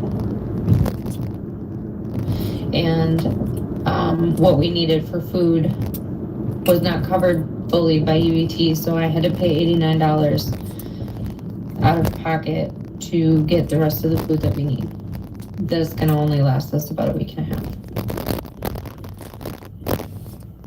My husband works 3 jobs. I stay home to prevent daycare costs because I would be working to pay somebody else to take care of our children. This is the America that we live in. My husband's a government employee and only makes $42,000 a year. And I don't know where you live, but that's a really hard living to live on. So before you say that people sit on their ass and you have to pay for it, just remember you're only getting about $36 a year taken out of your check for somebody to receive EBT. And we're not making it. Not even a little bit. Should I rant about San Diego for a second? I was raised here for a majority of my life. My entire family lives here for generations. And the way that locals are getting priced out is just something that needs to really be talked about more on a very serious level. It is just absolutely insane, the price of everything now and how much higher it has gone and how much the quality has gone down. Like, everything. Don't even get me started on SDG&E. SDG&E and I have beef. Tell me why my delivery fee is the same price, if not more, than what my electric generation is. And I don't have AC. Like, I really don't use a lot of electricity at all. Why is my bill almost $400 every month? I don't know. I had someone come out here and look, and guess what? They charged me to have someone come out here and look.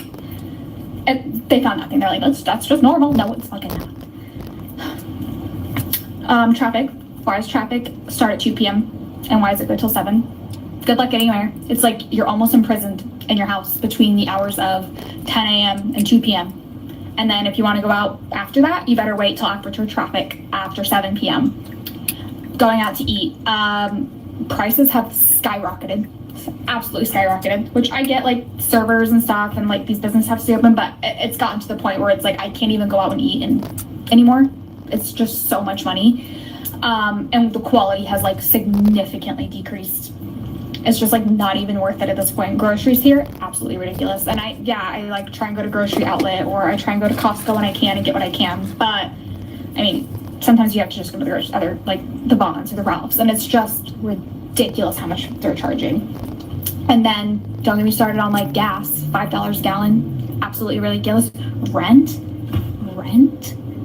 I live in a house, I've lived here for almost 6 years, so I'm very grateful that I have this price that I've been paying for almost 6 years, which is like unheard of. But if I were to pay the price that I'm paying now, if I had to go move, I'd be living in a studio or a 1-bedroom apartment. It's just absolutely ridiculous how much everything is. And I said, I grew up here. I know San Diego's always been expensive. Like, it's always been really pricey. I get that, but it's just to a point now where it's like, you cannot sustain living here. My parents had a house in Escondido when I was growing up, and it was a very nice house. They were blue collar workers, both of them were. Tell me why the mortgage was less than what I'm paying now for my house. That is a third of the size in a way less nice area. Tell me why. Jobs now in San Diego, they still think that like, oh, you're living in San Diego, you'll take the pay cut to live here. Okay, and that's just not sustainable anymore. That's just not, like, my boyfriend does blue collar work. He was looking for a new job right now. He was seeing jobs starting at $20 to $23 an hour in San Diego. It needs like experience, like It wasn't just like starting, like that was like with jobs that need 5+ years experience. It is absolute insanity. If you work in corporate, I hate to break it to you, but they don't care about you. I was laid off 2 days after I was given a $10,000 raise. And also I was working on this big project that we were soon to be launching. And also I was close with my boss. He told me, your job is safe. Nothing's going to happen to you. And it did. No matter what they tell you, no matter the amount of money they give you, they can let you go at any time. And it is a terrible thing that they can do that. I could never do that to somebody. Don't get me started on the friendships at work. Your friendships, people that I thought I was so close with, people that I've traveled with, people that I thought were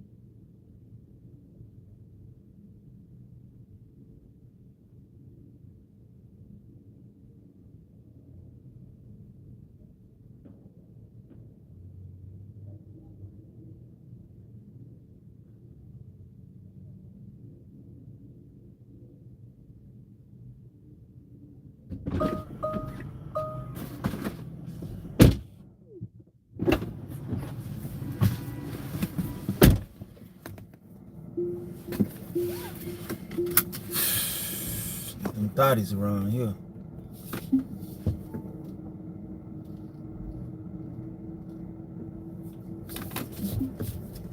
Sauce, babe.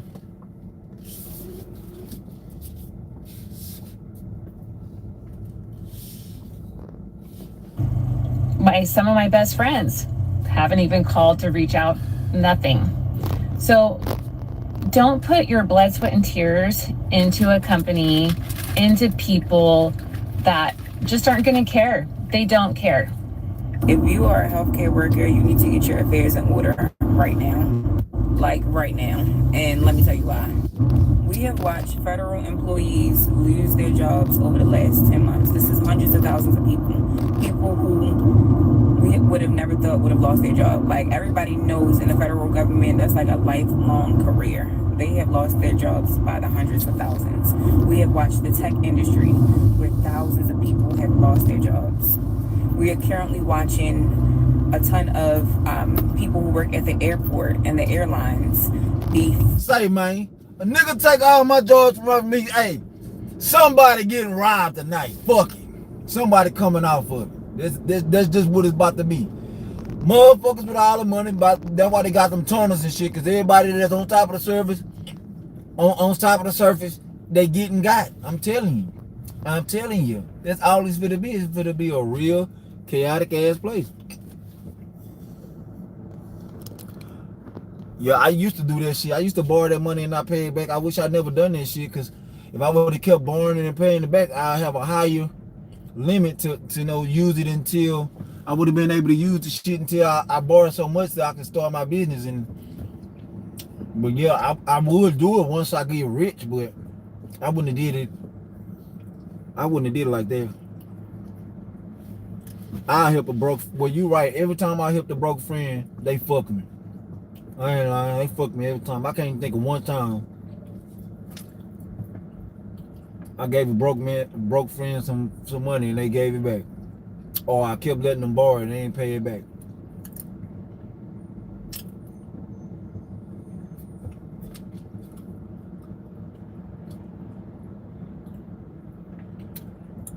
Shit, I don't reach at all no more, family. They when I go live or something like on social media or something, like on this, they'll just pop up, because a lot of people that I know don't even know I do YouTube. Shit, 99% of people don't even know that I even know I do YouTube. They got a couple people that just watch it just because, but I don't fuck with nobody though. I fuck with 0 people. I fuck with one person on this earth. And that's my daughter. I don't got no friends. I let niggas know in a nice way. I don't got no friends, man. If I ain't calling you, it's because I ain't got no beef or nothing like that. I just don't got time. Shit, cause if I can't call you to help me, but I can always be there for you, oh man, I ain't got no motherfucking friends, man. And I ain't on no beneficial shit. I just know it's been proven to me when I'm down, because motherfuckers used to me having, or they think I have it. When I'm down, it's just like, oh shit, he gonna figure it out. But when they down, I'm just supposed to be there to help them or let them borrow money. So man, I'm tired of this shit. Treat me the same way you would treat me. Fuck all that. Yeah. I gotta look at our lives. Look what I'm doing. I stream my whole goddamn day. Look what I'm doing. I'm working all motherfucking day, and when I'm not online, I'm sleeping. I'm streaming my shit. Cause I know one day this shit gonna pay off, and I'm gonna be streaming a whole different type of motherfucking life. And then this when everybody gonna start knowing you who you is, and that's when all the motherfuckers that, you know what I'm saying, ain't never was there for you, ain't never was dying for you, I always thought you was this, I always thought you that. That's when they want to come along, and now they want to watch everything. Now they want to watch it. What you watching me now for? What you watching me? I still ain't got nothing. What you watching me for? You still ain't getting nothing.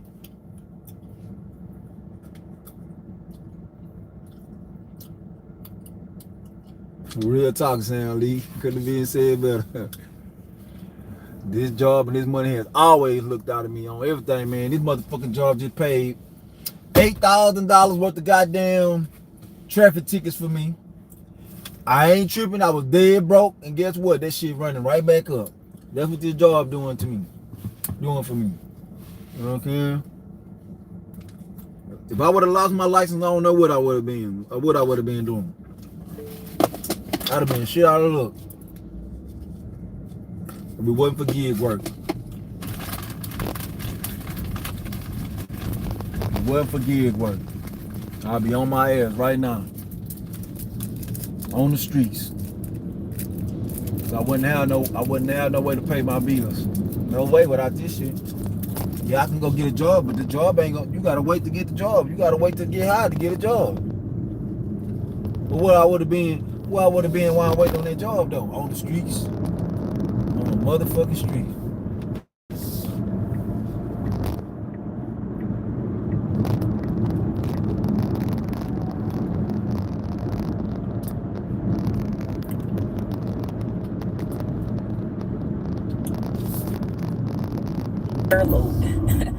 This is not a joke.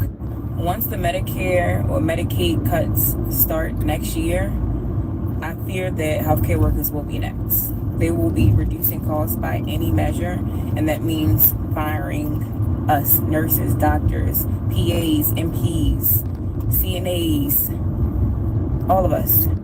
If you don't have a 3 to 6 month emergency fund saved, I would recommend doing it now. If you can work the overtime right now, do it now. If you can pay down your debt right now, pay it off. And listen, I know we all need a vacation, but this is not the time. This is not the time. Like, it's time to lock in. Over the next 3 years, we honestly are gonna have to lock in. They're laying off the recruiters. They are laying off the recruiters. What are you And doing, if you're not a bitch? recruiter like me, Well, the two you're not lanes, living your and retarded breathing ass on LinkedIn, you're motherfucker. probably not seeing this, but the majority Man, these of old people stupid that I'm ass seeing jobs out here recently make laid me off sick, are the man. recruiters. And you know what that means? That means they're not hiring. We're not hiring.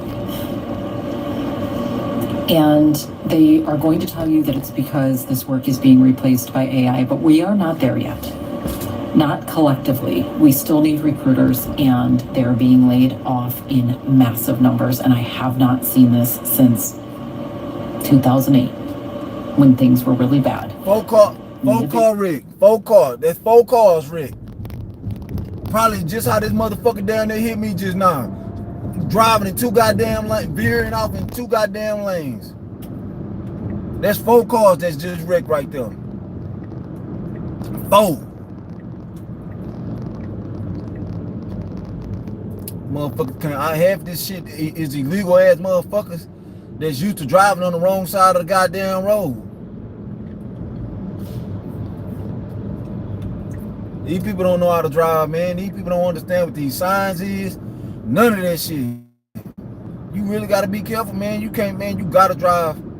You gotta drive aggressive out here, man. You gotta be watching everything, man. If you can't, man, bro, if you ain't used to pressure, Houston is not a place for you. Damn sure not at night. Around this time, oh my God. During the day, oh my God. But during the night, oh my God. It ain't nothing good coming out of this shit. Knew about this several months ago. I saw this coming, but this is a 5-alarm fire. They are not hiring. They are firing recruiters. That is a very bad sign. Bye. I am so. He say, if I had my wife, me and my kid, I'm saving myself. Period, man. Hey, man, that's reality, bro. That's most people try to make you look like you a bad person, but hell nah, that's reality. That's reality. That's what life is. Why would I die for somebody that I know can't protect themselves if I'm dead? If I die, they gonna die too. So shit, I might as well do the best thing and, you know, protect, help myself. They gotta go, cause it's just a pointless death if I gotta protect them. You know what I'm saying? And if I die, they gonna die anyway. So you might as well protect yourself. Most people look at that and call you a shitty person, but hey, a realist gonna look at you like, hey man, you a smart man. Sick of looking for a job in the United States during late stage capitalism. I have applied to dozens of jobs in all different types of industries, and I have heard back from one company. I had a 2.5-hour interview with them, and they said, we would love to hire you. It was a bartending position. It was a privately owned business. They said, we would love to hire you. I'm going to contact you in a few days with your start date, and we'll have a meeting with the other employees. It'll be great. That was 10 days ago. I have not heard a thing. And the thing is, I shouldn't have to reach back out to them. I already had to reach back out to them multiple times while scheduling the interview itself because they dropped the ball. I shouldn't have to babysit the people who are going to employ me. And you know what? An overwhelming majority of the jobs that I applied to weren't even real jobs. They were just fishing for information. There was another bartending job I applied to a chain steakhouse. I'm not going to say which one, but it's a pretty easy guess. I applied 2 weeks ago. I saw that same job ad reposted today, so I called them and I said, hey, I applied 2 weeks ago and I haven't heard anything. Just wanted to see what's going on. She said, oh, and I quote, we don't really hire bartenders off the street. Okay. She said, our corporate office puts those ads out just in case. Okay. Then she said, go back in and apply as a server, and you'll be sure to get a phone call from us. A phone call from the manager. That's you. We're speaking right now. Why don't you set up an interview with me now? No. I can't see your application that you already put in, the bartending resume. I can't see it. Then where the did it go? I am likely going to get in some trouble for this, but I'm going to go ahead and say this anyway. I caught a clip today from one of my favorite podcasts. I'll link them in the comments. They were chatting with a gentleman named John Lee, and he dropped a bomb. John Lee. He called the return to office push a quiet layoff. Are you effing kidding me? That hit so hard. I mean, think about it. Think about it for a second. During COVID, many companies massively overhired. Now, instead of cutting loose the talent, they're quietly pressuring people back into offices under the guise of restoring culture.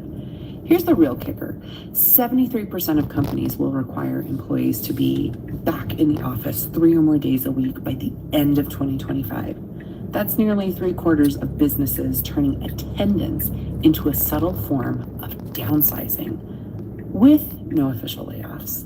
Meanwhile, employees are reminded that remote, which, by the way, consistently drives up retention and productivity, is on its way out. Companies are reclaiming control of bodies, not necessarily delivering value. It's a strategic squeeze, not a refocus.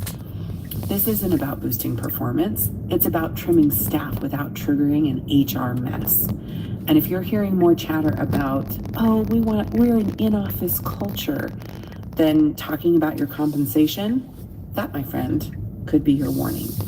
So if your company insists you're back 5 days a week, or they're dangling incentives for FaceTime, pause and ask, is this a culture reboot or a quiet exit strategy? So here's the bottom line. If you basically have been feeling that the American dream is slipping away, you're not imagining it. There is a growing divide amongst the American people, and the middle class is disappearing so quickly because you are not able to keep up anymore. And people are just really needing to hunker down nowadays. And I'm telling you, I've been trying to say it over and over in my videos, but if you're not doing everything you can right now to get out of debt, to try and earn some more money, to try and build up an emergency fund, to try and put away things for a rainy day.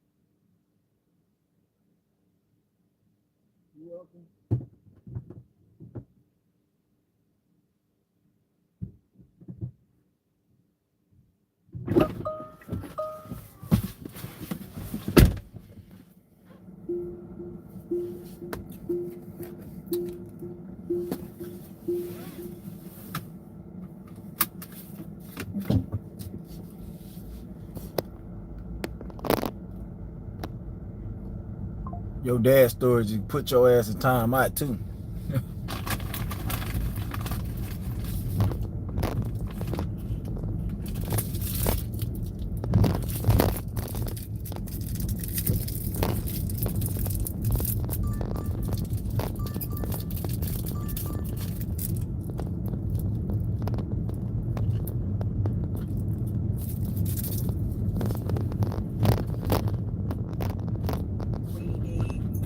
Food, other goods, try and work on getting some assets, no matter what level that is. You're going to be doing yourself a disservice if you're not doing that. So think about our future. Think about your future. Try and prepare now for what is coming down the pipeline. And I think that that's something that a lot of people need to think about. And really work on some real solutions, because change doesn't happen overnight. You're not going to automatically get ahead or position yourself better overnight, but every day we can take some steps to try and get ourselves in a place that we are going to have a little bit more of a secure future.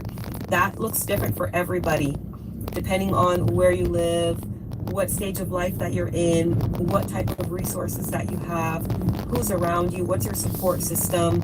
It depends on so much, but I'm a firm believer that everybody can do something to better themselves or better their situation today than yesterday, even if it's a matter of just getting educated on a certain matter, a certain subject. Anything that you can do is better than nothing. So I'll leave you with that. Thank you for watching, and I hope to catch you in the next video. Till the next one, take care.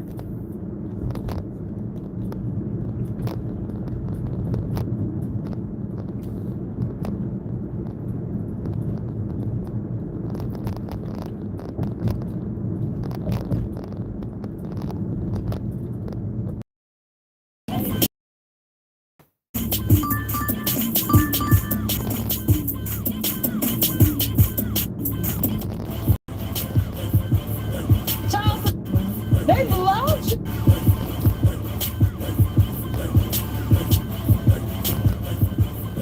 Charles, motherfucking white, welcome back. Yes, ma'am. They love Yes, ma'am. But because they got the reason, so you got me. So I didn't come on her plane. I didn't play no character. That was me. That was the spirit of the man. Most people don't get that because it leaves me vulnerable. Some people get irritated. They're like, why interview him? I'm like, because why not? What have I sat down with Kevin Samuels. So check that. What have I done wrong to anybody other than came on the internet and told you I'm playing a character? That this is really not me. Y'all want me to be what y'all see. I'm out there in real life. You are very nice. I'm very nice, very memorable. Yeah, I'm a gentleman. Very memorable. That's why you don't hear no woman shoot my business to you. That's true. And I fuck with a lot of hoes. Yeah, I fuck with a lot of hoes. So you respect her. I'm a gentleman. I don't fuck on them. I fuck with them. It's different. What you mean? All men love their ego stroke. Okay. All men of money. Okay. That's why Hugh Hefner kept a lot of women around him. I keep women around me because I like my ego stroke. So you don't keep around. I don't keep around me. So I was raised in a house with a loving, nurturing mother, right? Who had friends. So I was always, but I had uncles. I had negative elements of men around me constantly. My mother would take us to the barbershop. My granddad owned the barbershop. So I got to see all kind of. My uncle was a pimp. I grew up in a hospital. So I fell in the washing machine at 5, put my eye out at 7. From 7 to 13, I'm in the hospital, in and out of the hospital, having surgery. I had 9 hospitals. So I had a private white tutor who tutored me almost from 5 to 3rd grade. So you was advanced. Very advanced. That's why I'm advanced to me. You try to argue with me online. It's so funny. Yeah. I'm like, I don't even know why you just playing with them. It's fun. It's intellectual. It's fun to me. Because I think most dumb. They didn't go to school with me. Most people didn't go to school with white people from the 80s. From the 80s. You know what I'm saying? So, I never went to a black school. That's why I be saying the same shit. Niggas to me dumb, like they are. Like a lot of more white people dumb than me too. Like just like, you know, streetwise, because I'm from the street. But I've always went to school with white people since ever. I always went to white schools for some reason. I'm the only kid in my mama family. Out of all my mama kids, I always went to white schools. I went to Amelia. I went to motherfucking Marshall. In elementary, it was Amelia. In middle school, it was what it was. It was a Marshall. You know what I'm saying? I never went to a predominantly black school. I always went to a predominantly white school when I was growing up.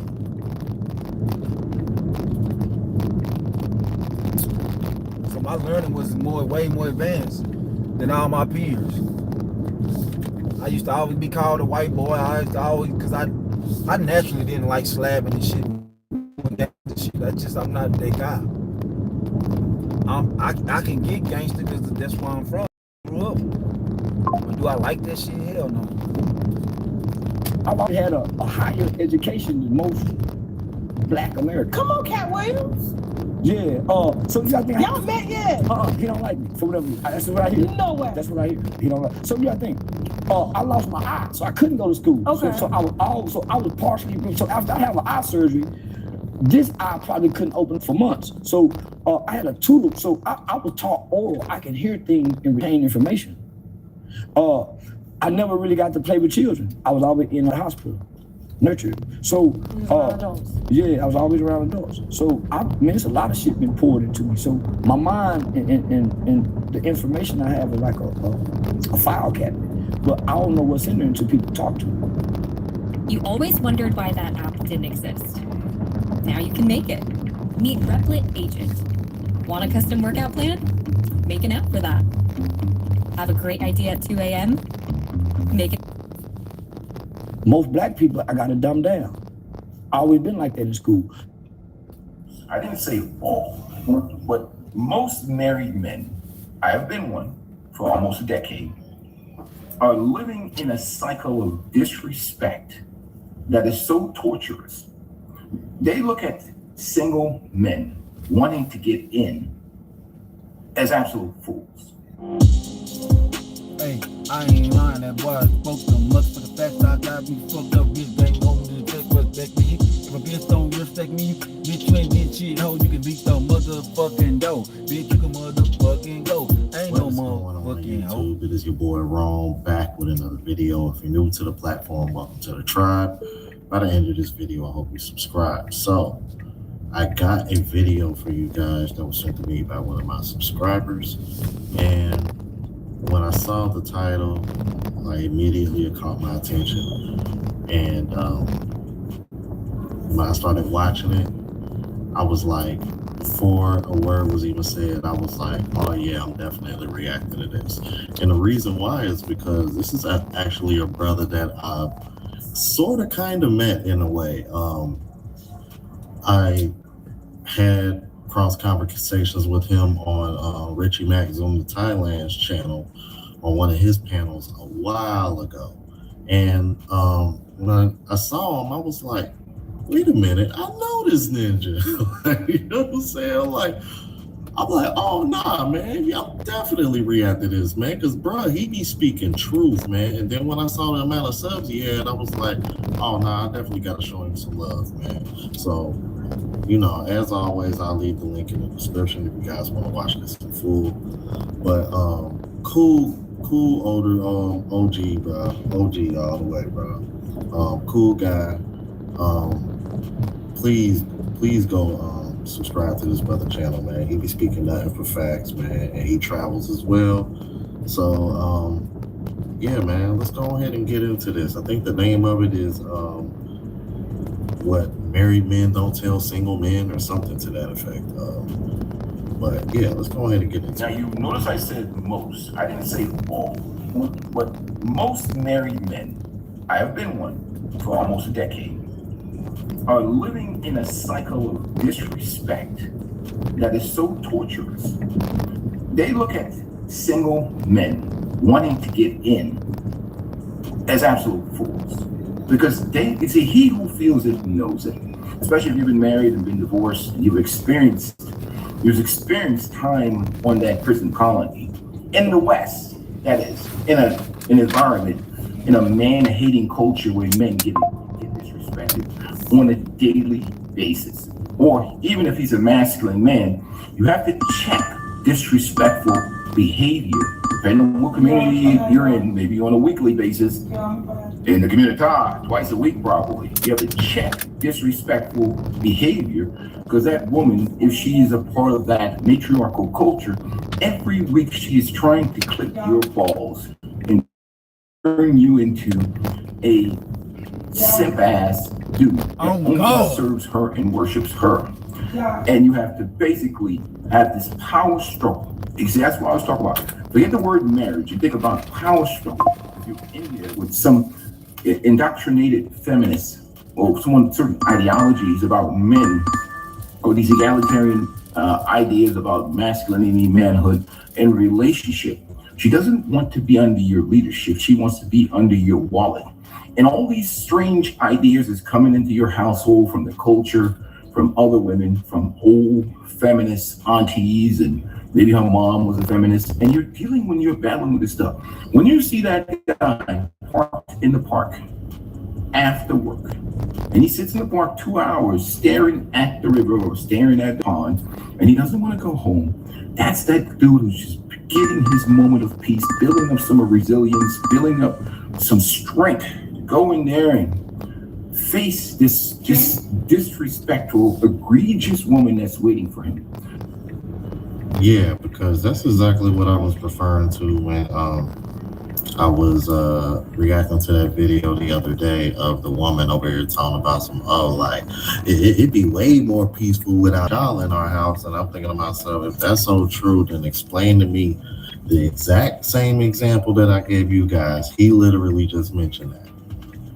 Only this time he was talking about being at a park. But same concept, man. Sitting outside, right in the driveway, ain't really quick to walk in. I'm gonna be honest with you. I remember there was a time where even my folks, man, as much as I praise my parents, there was even a time where I've seen both of them kind of like take their sweet time getting in the house. So like, even I know, like, hey, it is what it is. But hey, they was married for 46 and a half years. God rest his soul, Pops.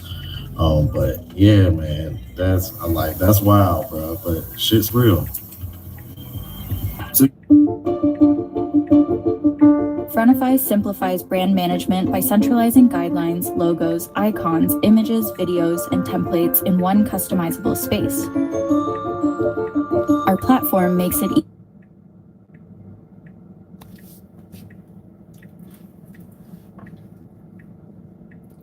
You can't choose both. That's why it's an either or.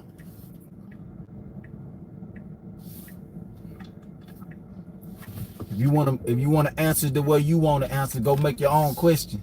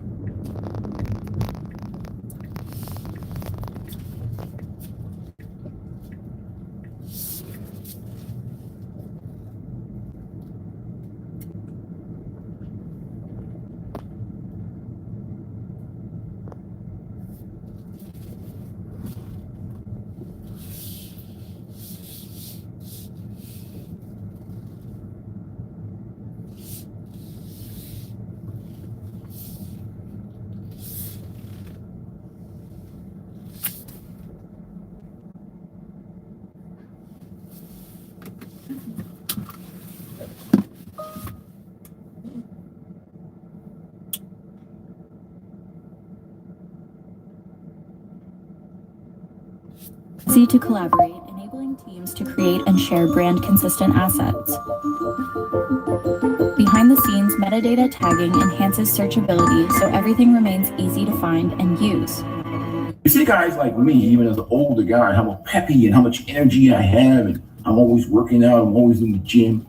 It's because nobody is tormenting me and effing with me every day. The land of lack of appreciation, go again. I think one of the red pill content creators, Daniel Maris, said, you don't build equity with women. You understand? Now, we're not talking about the 5% women, the good women out here.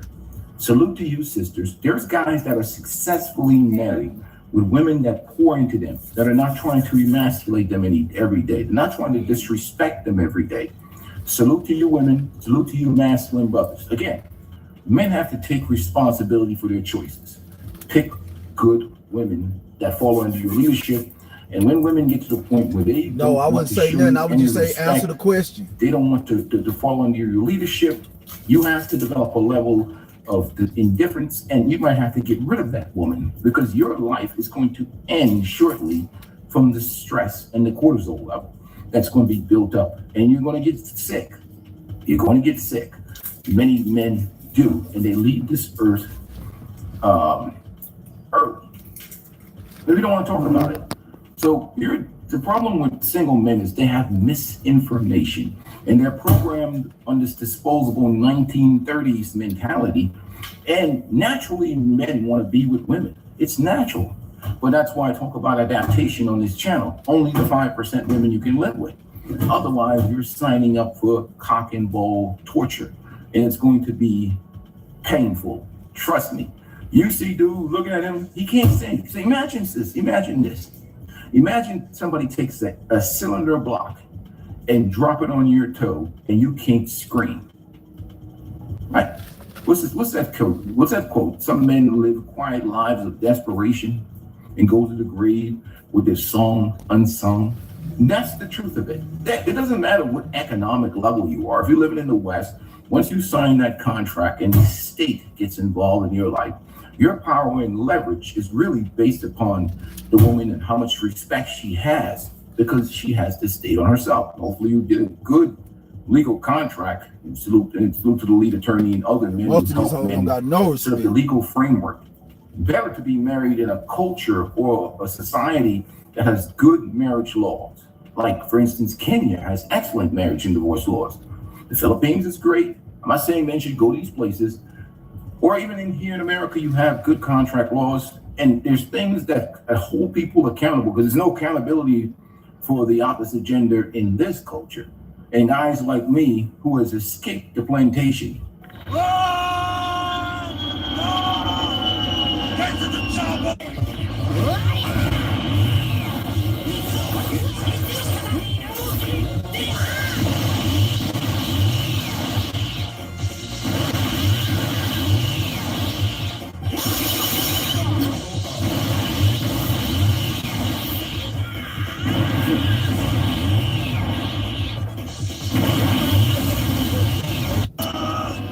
Trust me, I'm like an escaped convict that or escaped the plantation. And you know, I'm like on them crazy, you won't take me back alive type dudes. Like, yo, hell no, I've been tortured. You can't tell me shit. I've served the time. I've been in that mess hall you call marriage. I ain't going back. You're gonna have to catch a peaceful life on the land, on the run. You won't torture my balls or clip mine. You will not catch me back in an institution. That doesn't mean I don't love the ladies. I love them from across town. I am 51 years old. How many times do you want to cook me in the gravy? It is not necessary. My hairs already fell out. You won't take my eyebrows and you're not going to have me completely bald. So I don't care. I love female companionship, but from across town is the best message for me. Again, or across the world somewhere in a nice culture that doesn't hate manhood and masculinity. Period. I love being around feminine women that are not trying to clip your balls every day. And that's what the married man has to deal with. And not all married men. I need this man YouTube. But he looks at you and says, man. Hold on, I gotta go back to the beginning. I need to do it. And you have no idea. Because again, when you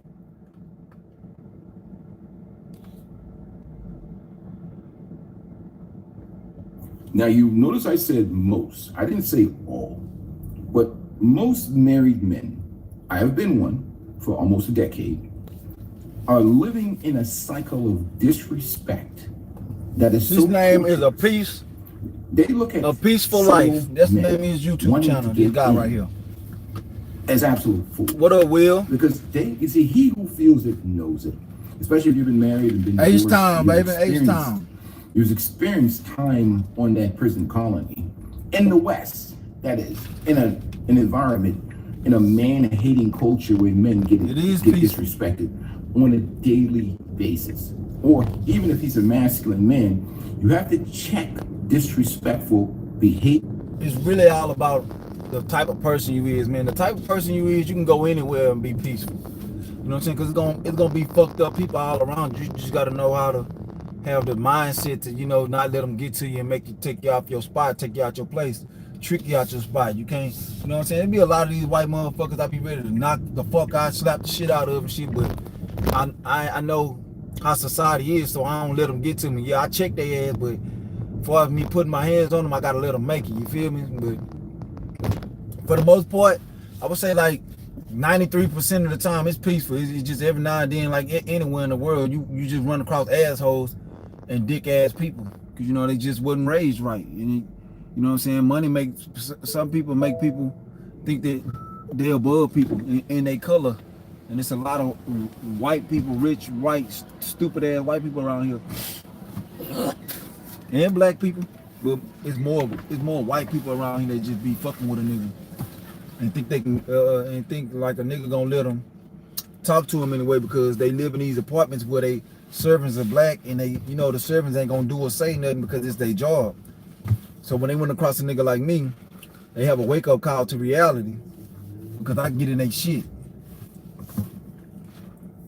I scare the fuck out their head, but I ain't just scaring them, because if they buck up when I get in their face, I'm gonna beat their head. The next step gonna be beating the shit out of them, but so far ain't none of them got out of line. I'm just waiting on one of them to get out of line. I'm gonna keep pushing up on them too. I want one of them to get out of line, because you know I'm very aware, I'm very skilled, I'm very trained when it comes to people trying to do something harm or dangerous to me. So depending on, I'm always watching their hands, you know what I'm saying? So I ain't worrying about a nigga going for a gun or a knife, because I keep that on me myself. But I know if they go for anything, if they reach, if I see them reach for anything, if they try to do anything but swing, it's over with for them. You know what I'm saying? I got something for them.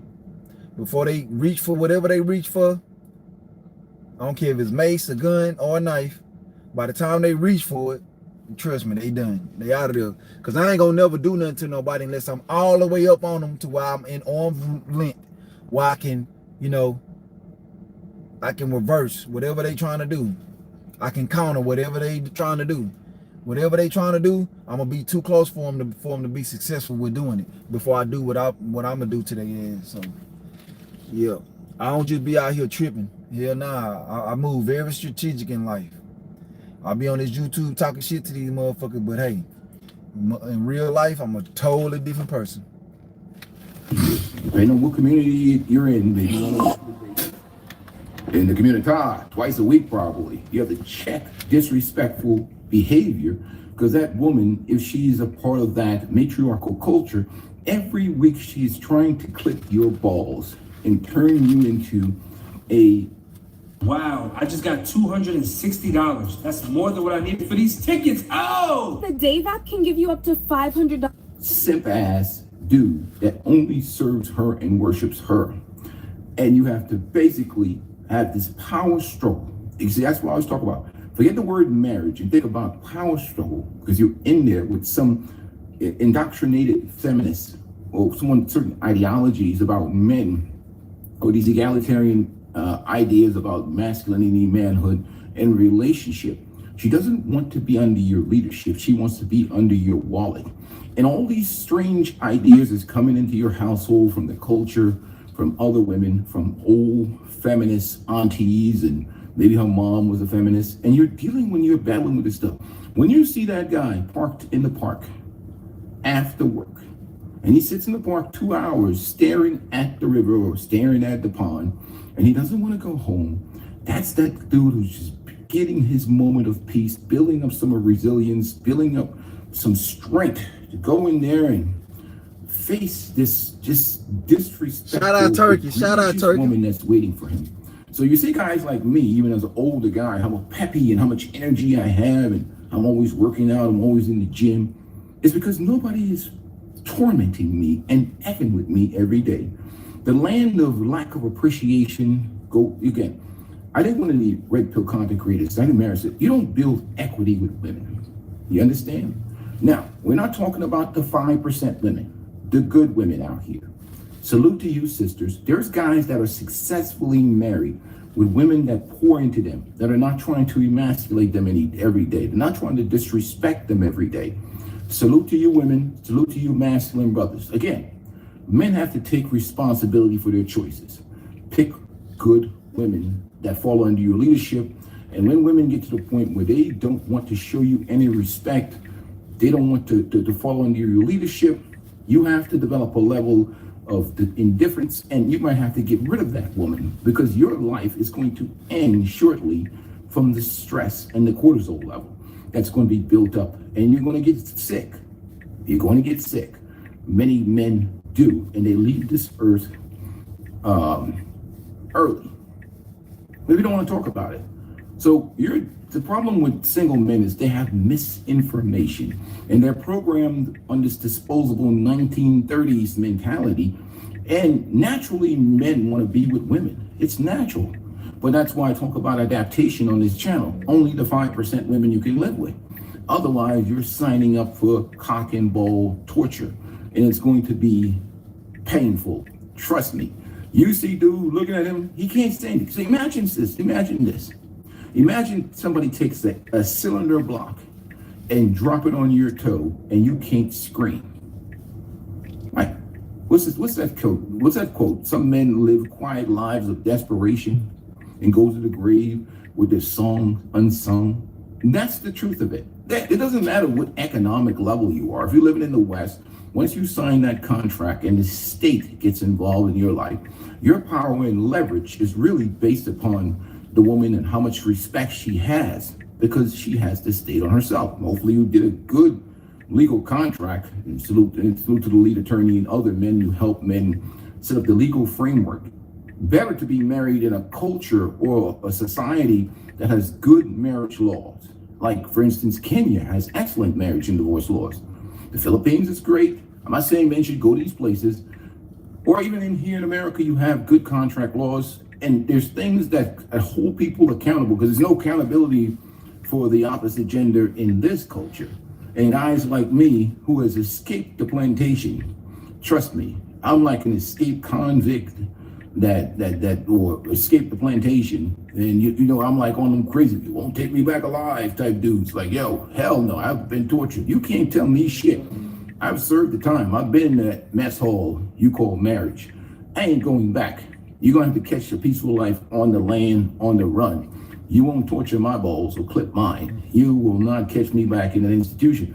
That doesn't mean I don't love the ladies. I love them from across town. I am 51 years old. How many times you want to cook me in the gravy? It is not necessary. My hairs already fell out. You won't take my eyebrows you're not going to have me completely bald. So I don't care. I love female companionship, but from across town is the best method for me. Again, or across the world somewhere in a nice culture that doesn't hate manhood and masculinity, period. I love being around feminine women that are not trying to clip your balls every day. And that's what the married man has to deal with. And not all married men. But he looks at you and say, man, you have no idea. Because again, when you start having kids, and you have mortgages, and you have pension funds, like dudes, man, I've seen some dudes like Thompson Long.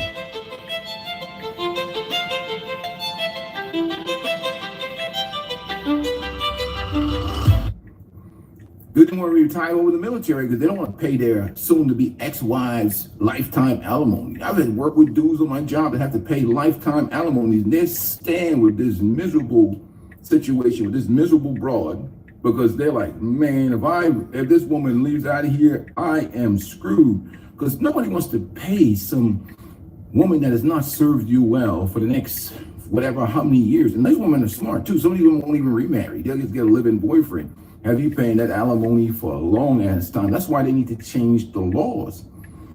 Lifetime alimony or all this out. That's why women are like, they're like, well, just get down there, man up and get married. And these cock sims do it ecclesiastically. Yeah, they have that dude has been paying alimony for the last 15, 20 years. And every month, this broad is living with dudes and enjoying the money, driving around in a new car, looking at them like, ha, you're paying for this, you know, because the state holds men to these long-term obligations. I have no alimony or child support or any state obligations that I need to adhere to. All my direct deposits go directly in my account. So hell no, you're not getting me back on that plantation. I just barely escaped with my financial life. So you're not taking me alive. I'm not going back. Sorry. Maybe I'll go back and you might find, like, what is a peaceful life doing in Ethiopia? Hey, I like Ethiopia or something. Or I'll be in some bushes of Kenya or something, or some place where the laws don't, you know, they're like, man, you know, shit goes south. A peaceful life's on the first flight out of this place. I'm like, you something look like a modern woman here. Hey, I'm going to the store. I'll be right back. I said, why are you taking your backpack? Well, guess what? See your ass in another life. Because I'm not getting on to no program of torture. Forget it. Just put me on the back of a missing person cartoon at my age. Once you get over 40 years old, time, today is the youngest you'll be for the rest of your life. Time becomes time in your health becomes your most valuable asset. Peace becomes your bitch. I'm in love with peace. I told people I'm a peaceful sexual. Peace is my woman. I am married to peace. So if I get with a woman, I'll be taking a second wife. That's the physical wife. Peace is my first wife. If you try to disturb my peace, you might as well just put me on the back of a missing person carton. I am out at this age. I live a very simple life. I don't flex bullshit. I'm more of a minimalist type dude. I don't give a rat's ass about that hunk of metal out there called a car or what people think about the way I move. You can't shame me. I'm that dude who's sitting around in the middle of the night with that coffee and that old-fashioned donut and trying to figure out where his body came from. That's the profession and the life that I've come from. So you're going to shame me all you want. Good luck with that. It's not going to work. I don't give a rat's ass. And that's why I talk about it in my content, about men being unapologetically masculine. Not most voicing your opinion, running your mouth. And analyze the situation and you use indifference. It ain't worth having debates and conversations with fools. And again, or anybody trying to tell you to do something that doesn't benefit you, and they ain't gonna take any type of liability for the decision you make. Like these religious dudes telling you to go marry these retired, well, some of them ain't even retired. Some of these practicing hardcore, liberal-minded feminist women, or these fake covert feminists that have found their way in the church, trying to get themselves a sucker simp to pay for the rest of their lives because they didn't save any money for retirement, or their biological clock is ticking, or they realize deep down inside they know that feminist stuff that they took part in was a bunch of nonsense, and they hell no, this is the plantation. I'm commuting basically a month and a half out of my life to work. I need to find me a sucker simp to take care of me for the rest of my life. Look, I don't blame the women. Go get them. I just don't have any heroes to offer you, especially on this channel. I'm about men protecting self-preservation, protecting their peace. So my solution is always self-preservation and protecting your peace, period. And you can do whatever the hell you want to do. That's your business. If you want to go and have a hope strategy and a utopian strategy, I'm not saying men shouldn't get married. I'm saying have all the information ahead of you. Know what you're getting into. Make sure you put the legal contracts and frameworks in place. Make sure you do a proper. Get this order. The order is ready.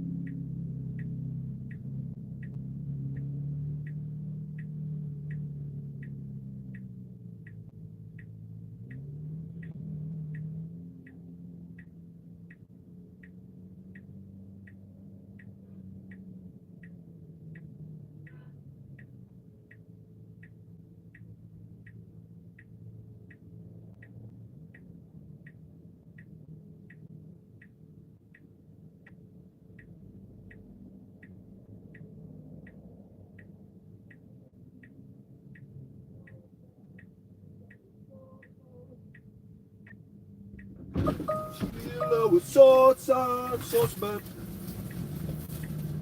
used to be a smarty. Now she poppin' natty.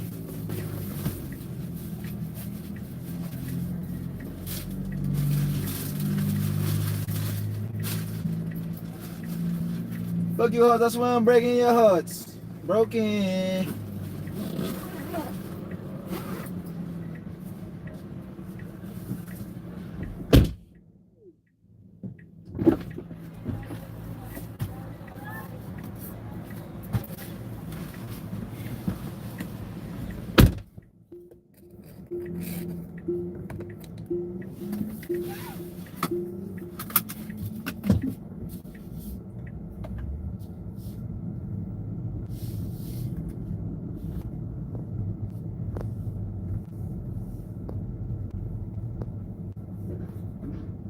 Proper vetting thing, and in case things go bad, you have a contract.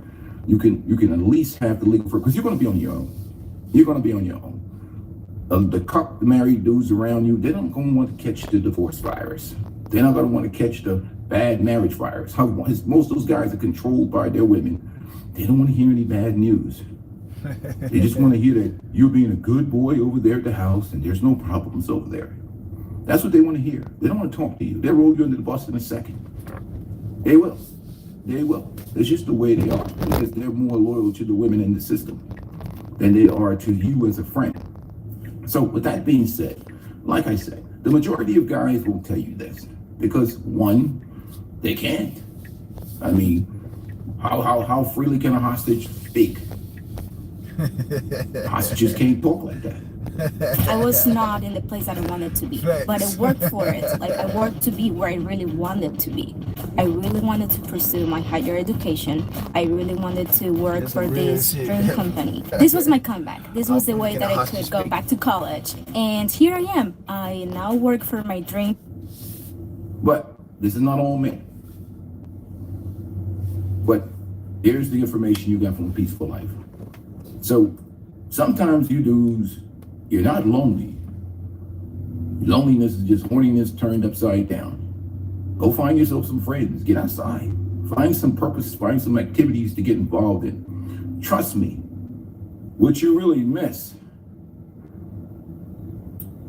you don't want. But go ahead and sign up for you guys. Enjoy your peace. Get yourself some hobbies, man. Get out the house. Get some purpose. Go quench your thirst a couple of times, and I guarantee you, your loneliness will go away. If you have purpose and hobbies, you're not missing anything. I'm sorry. You think you're missing something, that's because you haven't served no time. You think it's getting better out here with these women now? It's worse. You have this social media delusional narcissist gaslighting. And now even like these women I was telling the brother the other day, if Kamala Harris won the election, you think these women would be talking about community and family? Hell no. These women are like, hell no. All these government programs are going to hell. This feminism thing is looking like inflation is a bitch. I'm gonna find me some sucker to help take care of me or pay some bills. And they want 100% because they really hate men deep down inside. And they're like, we don't, hell no, man, sharing no expenses with these dudes. No way, that's not what I want in the first place. But since feminism has basically failed on them, they feel they have to deal with men. Now community is like, oh, traditional values. Traditional values, my ass. How many dudes you been with already? 30? Well, yeah. This is the reality of life, Jim. Protect yourself, protect your peace. Again, 5% women. And it's time for A Peaceful Life. Take his ass to the gym. Have that 30 minutes of cardio this morning and get some core work done. I got to pay the price because I know the Thanksgiving weekend is upon us. And we know how it is when all those apple pies come through and you don't say you ain't going to eat that shit, but I'm only human. I'm human, folks. I'm going to eat. Peace and blessings to you guys. Enjoy your Monday. Get you started. You don't even listen to shit. I escaped the plantation almost 20 years now. I ain't going back. Now, doesn't mean you won't see me somewhere in Africa walking around in a system or in a legal system that's patriarchal and doesn't hate men, then you're sitting around enjoying my peace somewhere else. But here in this Western Hemisphere where I live at right now, you're gonna see me talking trash on the internet like I do every day. Living peacefully, quietly, we're hitting the gym, focusing on making money, doing other things, mentoring the young men. That's what I'll be doing. Anyway, I'm out. Talk to you guys soon. We love this game! I'm on you. You don't see me. I ain't gonna eat that shit, cuz. I'm gonna eat it. I'm gonna eat it. Yeah, nah, you gotta be stronger, old school. OG, you gotta be stronger than that, OG.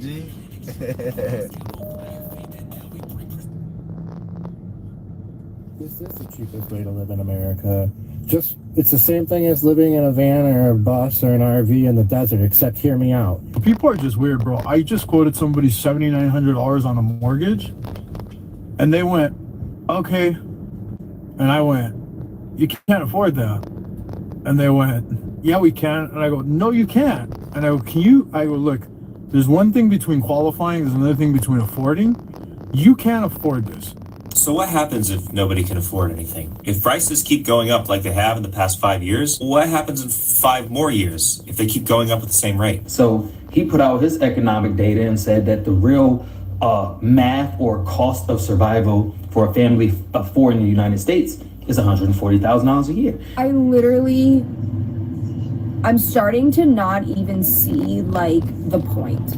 Because the cost of living is so outrageous here, because you really cannot find a way to just kind of perpetuate life in the way that our ancestors have in this country because of the cost of living crisis, the housing crisis, the affordability crisis, the job crisis, morality crisis. There are so many crises going on right now in this country that people are losing hope. People that are in a stage of their life that they should be feeling encouraged if they're making the right decisions, if they are going to work, working full time, trying to raise a family, trying to buy a home and sustain that home. People that are trying to just go about life operating within the scope of the middle class, they're finding that they're not able to do so.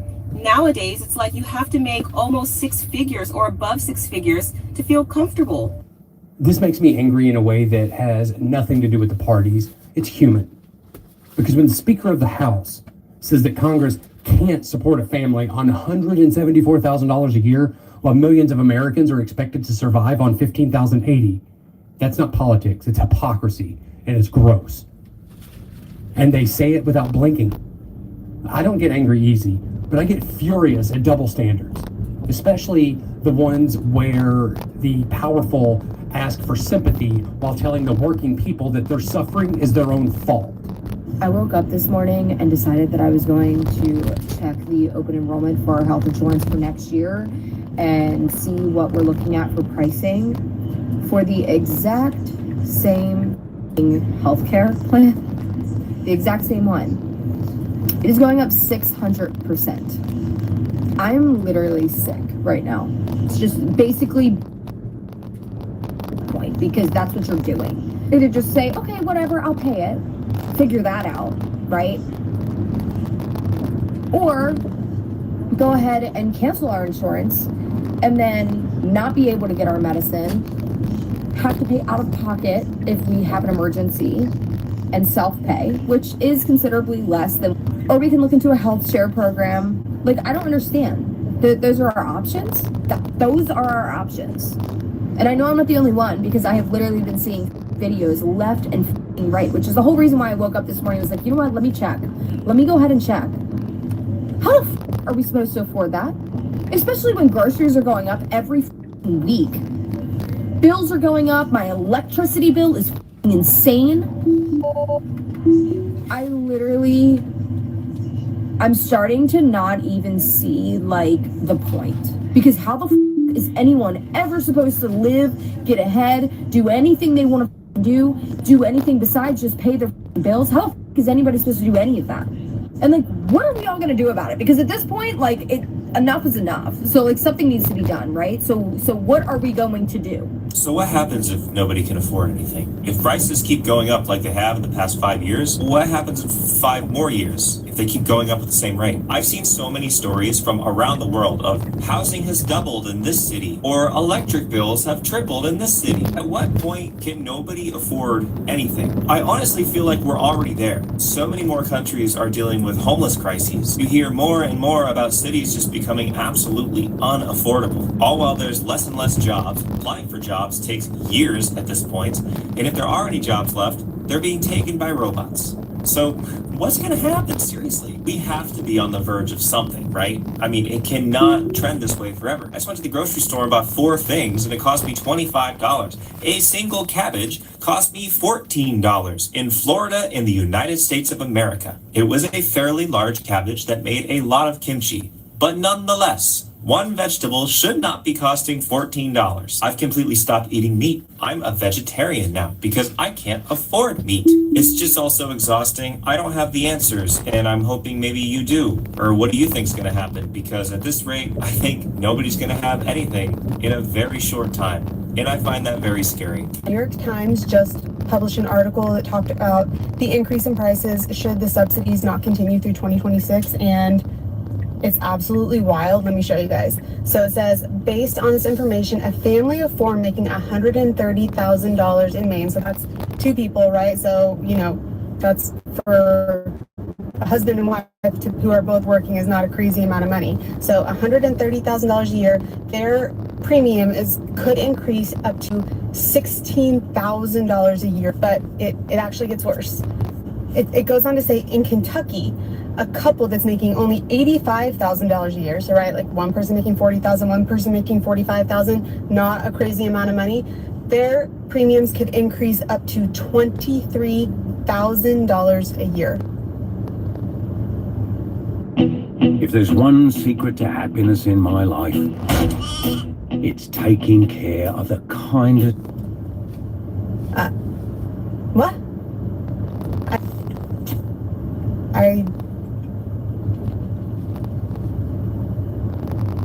So the investor and portfolio manager, Mike Green, came out last week and basically said that the economic data that the United States government puts out in regards to what the poverty line is false, and it needs to be updated. I forget what the exact number was, but I think the United States government has the poverty line somewhere between like $38,000 and $45,000 a year, right, for a family of 4. And Mike Green was basically saying, nah, y'all gotta update that. This is crazy. Like, I know I've been making money and millions on millions, and I'm this big portfolio manager, and my kids and my wife and everything is good. But like, when I looked at this data, I was like, nah, this can't be right. So he put out his economic data and said that the real math or cost of survival for a family of 4 in the United States is $140,000 a year. And I said, Mike, it definitely is higher than $45,000 for a family.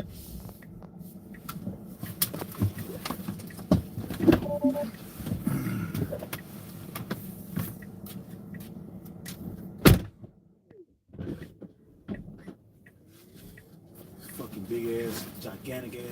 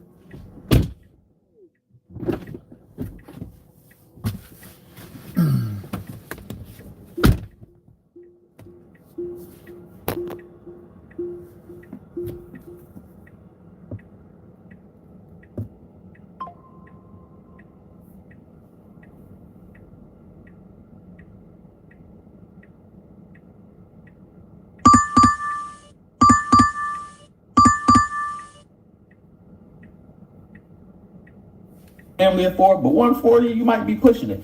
And then I saw the breakdown. Let's go over this breakdown, and I'm gonna compare it to myself, who lives a modest life in Connecticut, right? And show you how realistic what this dude is saying is real. And why is the government hiring this from us, right? So childcare, $32,000 a year. $32,700 a year is roughly $2,700 a month, right? We are blessed. We have a 14-year-old and an 8-year-old, so we don't have daycare costs. We got just general costs of like, you know, raising children and after school activities and sports and things of that nature. But like, we don't have that bill. But from my friends who have kids, I know people who are paying $1,500 to $1,800 a month for one kid. So $2,700 is definitely a realistic number if you a family of 4, mom, dad, or 2 parents and 2 children, you know, who are pre-grade school. You know, you got a 2-year-old and a 4-year-old. That's realistic. Okay, bet. You know, it's not my personal situation, but that's a realistic number, right? Housing, $23,200. That is roughly $1,900 a month. I know plenty of people who pay $2,200 a month for rent, $2,500 a month for rent. Or if you bought a house in the past 3 or 4 years, post 2021, you got a mortgage of $2,600 to $3,500 a month. Yeah, they paying more than $23,000 a year in housing.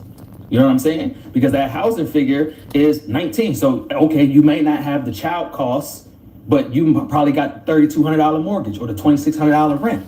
So take it from the child costs, add it to that. We also were blessed. We bought in 2019. So my housing cost is significantly lower. My mortgage is only $1,200 a month, which is only $14,000 a year. So we're significantly under there. Food, he got it at $14,700. That is roughly $1,200 a month. We're spending more than that on food. I'll tell you right now, we on average are spending $1,500 to $1,600 a month on food, and that's just grocery store food. You know what I'm saying? That's not us eating out and we eat out. So we're close to the $18,000 to $21,000 a year on food in my household for my family of 4, right? Transportation, we paid off our cars, so we don't have any car notes or anything like that. All we have is insurance on the cars and gas. So for cars, we're about $3,500 a year to cover them, insure them, and gas and maintenance. $3,500 to $4,000 a year. Transportation at $14,008, that's roughly $1,200 a month on transportation, right? That's 2 people with $450 to $500 car notes and some insurance. You got a $450 car note, your spouse got a $520 car note, and y'all both paying $100 a month in insurance, y'all paying way more than that when you factor in gas and everything and maintenance and stuff like that. So that number also is realistic. Healthcare, he got it at $10,500. That is a realistic number if depending on what you got going on. Do you have to pay for healthcare out of pocket? Do you do the subsidized stuff through the Obamacare marketplace? Trump is switching all that up now, so come January, the healthcare is about to be even more crazy. Or do you have healthcare that's sponsored through your employer? We're blessed. My wife works for an employer who subsidizes probably 75 to 80% of the healthcare costs. So we pay roughly $380 a month for healthcare for the family of 4, but I'm an entrepreneur. And when I was looking up healthcare before my wife and went and got a full-time job and we got that blessing of a benefit, my healthcare for my family of 4 out of pocket as an entrepreneur was $2,400 a month. That's almost $29,000 a year if you're an entrepreneur or someone who doesn't have a subsidized plan through an employer out of your pocket. So if you're an entrepreneur, you're paying way more than $10,000 a year, but you could be paying less depending on what your healthcare provides. That number is also realistic. And then he has $21,000 or $22,000 for other essentials, also very realistic. That's $2,000 a month. That could be your toiletries in your house. That could be sports for your kids. That could be, there's so many clothes, you know, something breaks in the house, the furnace goes out. My furnace just went out. I paid $900 to get that fixed. You know what I'm saying? Like just miscellaneous stuff. That leaves you with a total of $118,000 of real cash dollars. Then you have to factor in that even though you make a certain amount of income, you got to pay taxes. So he added in another $18,500 for taxes, which puts you at a real poverty line of $140,000. Now, some would argue that that's not the poverty line, that's surviving. But to me in this country, if you're just covering your basic essentials, you just got a car, you got food on the table, you got somebody to watch your kids while you work, like you're not thriving. So yeah, that's poverty line. $140. Family of 4, $140. That's insane. People are just weird, bro. I just quoted somebody $7,900 on a mortgage, and they went, okay. And I went, you can't afford that. And they went, yeah, we can. And I go, no, you can't. And I go, can you? I go, look, there's one thing between qualifying, there's another thing between affording. You can't afford this. Tell me how you're going to afford it. Because I got to explain this if you guys ever come back. Yep. And they're like, well, we're going to have my mother-in-law move in, and then we're going to have this uncle move into another room. And so they're going to rent out a portion of their house in order to be able to substantiate the almost $8,000 mortgage. And then I'm like, well, what are you going to do if they move out? And they're like, well, we'll figure it out. And then I went, because I really didn't want to do the deal, what are you going to do when they don't pay the rent, you have an $8,000 mortgage, and you can't work? And they're just like, well, they're going to risk it. Well, just get it done. That's their bottom line. Well, and then I go, you have no savings either. So if you can't save right now on a $4,000 mortgage, how are you going to afford an extra $4,000? I think we're going to start seeing more refis. People are going to get tapped out. They have majority of their, the homeowners anyways, have majority of their nest egg in their house. So I think they're going to do cash out refis to be able to pay off credit card debt or sustain a way of life or anything like that. And then they're going to rinse and repeat. Well, I just took that call literally 2 days ago for one of the clients in Ohio where she was like, look, I don't want to touch my rate. I'm at 3.5%, but if I have to, I need the cash out of my house. That's when you know it's... What do you say when 1 in 3 Jewish Americans were victims of hate last year? When there are no words, there's still a symbol to show you care. It's bad. This is the cheapest way to live in America. It's the same thing as living in a van or a bus or an RV in the desert, except hear me out. I can move this whole thing,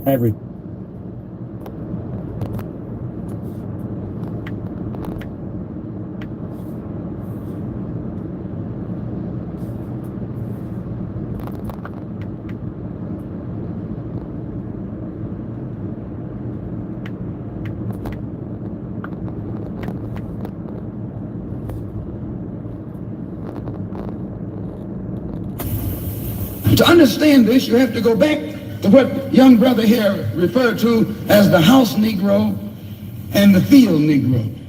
Back during slavery, there was two kinds of slaves. There was the house Negro and the field Negro. The house Negro, they lived in the house with master. They dressed pretty good. They ate good because they ate his food, what he left. They lived in the attic or the basement, but still they lived near their master. And they loved their master more than the master loved himself. They would give their life to save their master's house quicker than the master would. The house Negro, if the master said, we got a good house here, the house Negro said, yeah, we got a good house here. Whenever the master said we, he said we. That's how you can tell a house Negro.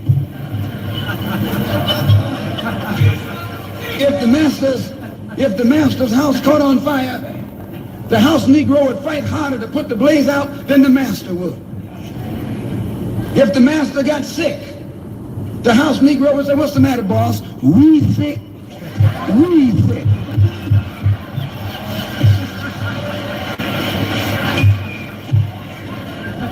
He identified himself with his master more than his master identified with himself.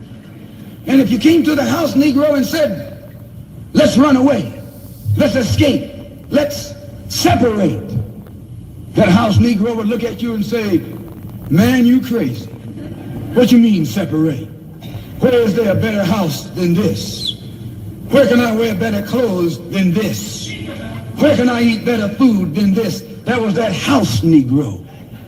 In those days, he was called a house nigger. And that's what we call him today because we still got some house niggers running around here.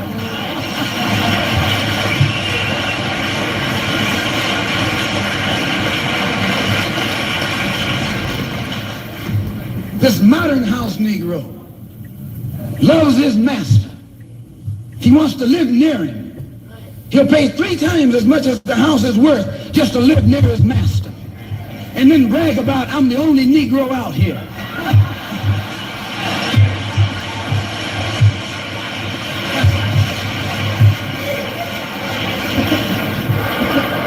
I'm the only one on my job. I'm the only one in this school. You nothing but a house Negro. And if someone come to you right now and say, let's separate, you say the same thing that the house Negro said on the plantation. What you mean separate? From America? This good white man? Where you gonna get a better job than you get here? I mean, this is what you say. I ain't left nothing in Africa. That's what you say. Why you left your mind in Africa.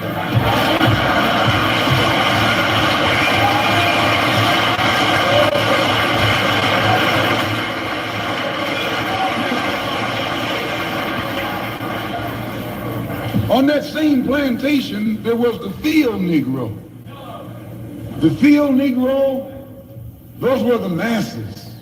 There was always more Negroes in the field than there was Negroes in the house. The Negro in the field caught hell. He ate leftovers. In the house, they ate high up on the hog. The Negro in the field didn't get nothing but what was left of the insides of the hog. They call them chitlins nowadays. In those days, they call them what they were, guts. That's what you were, a gut eater. And some of you all still gut eaters.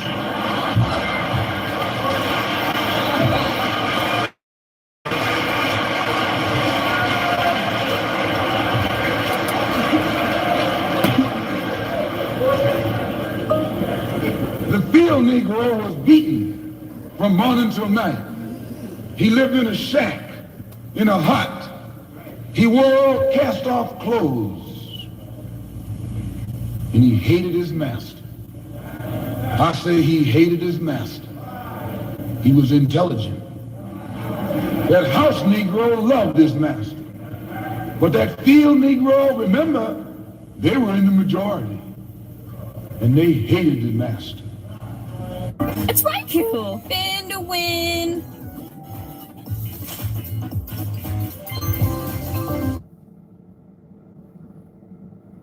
It is a. When the house caught on fire, he didn't try and put it out. That field Negro prayed for a wind, for a breeze. When the master got sick, the field Negro prayed that he died. If someone come to the field Negro and said, let's separate, let's run, he didn't say, where are we going? He said, any place is better than here.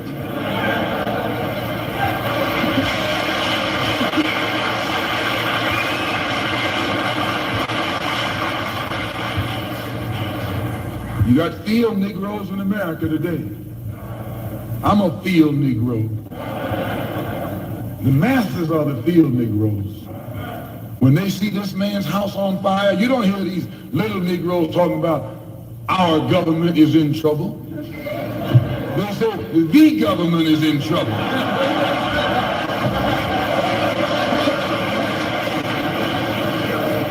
Imagine a Negro, our government. I even heard one say, our astronauts. They won't even let him near the plant. And our astronauts, our Navy, that's a Negro that's out of his mind. That's a Negro that's out of his mind. Just as the slave master in that day used Tom, the house Negro, to keep the field Negroes in check. The same old slave master today has Negroes who are nothing but modern Uncle Toms, 20th century Uncle Toms, to keep you and me in check, keep us under control, keep us passive and peaceful and nonviolent. That's Tom making you nonviolent. It's like when you go to the dentist and the man is going to take your tooth. You're going to fight him when he starts pulling.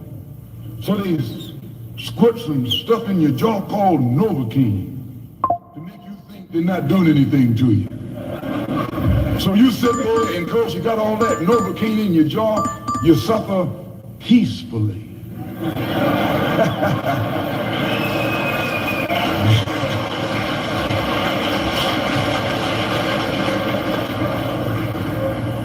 blood running all down your jaw. And you don't know what's happening. Because someone has taught you to suffer peacefully. The white man do the same thing to you in the street. When he want to put knots on your head and take advantage of you and don't have to be afraid of you fighting back. To keep you from fighting back, you get these old religious Uncle Toms to teach you and me that just like Novocaine, suffer peacefully. Don't stop suffering, just suffer peacefully. As Reverend Cleave pointed out, let your blood flow in the streets. This is a shame. And you know, he's a Christian preacher. If it's a shame to him, you know what it is to me.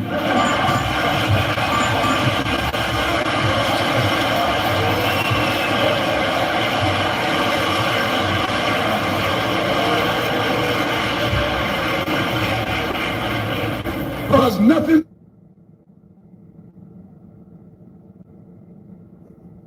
in our book, the Quran, as you call it, Quran, teaches us to suffer peacefully. Our religion teaches us to be intelligent, be peaceful, be courteous, obey the law, respect everyone. But if someone puts his hand on you, send him to the cemetery.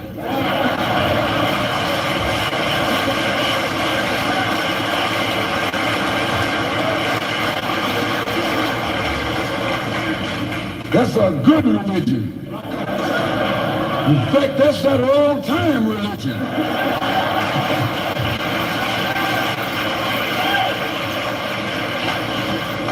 That's the one that Ma and Pa used to talk about. An eye for an eye, and a tooth for a tooth, and a head for a head, and a life for a life.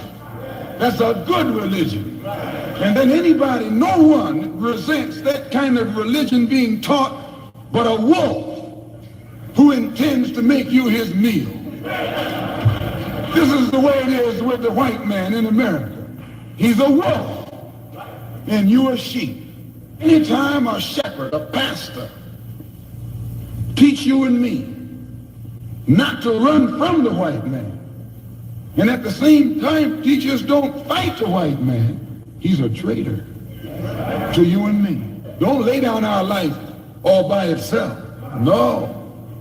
Preserve your life. It's the best thing you got. And if you got to give it up, let it be even Stephen.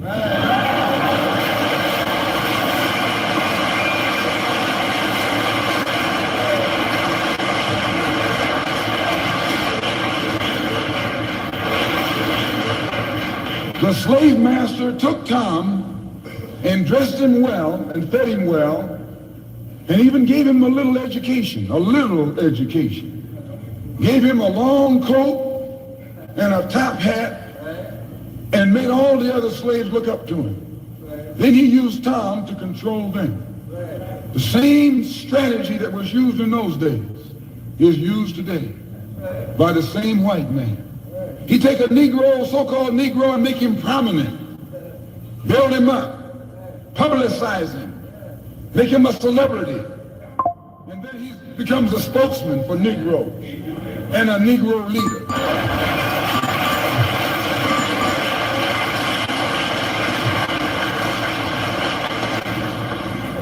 I would like to just mention one thing else quickly, and that is the method that the white man uses, how the white man uses these big guns or Negro leaders against the black revolution.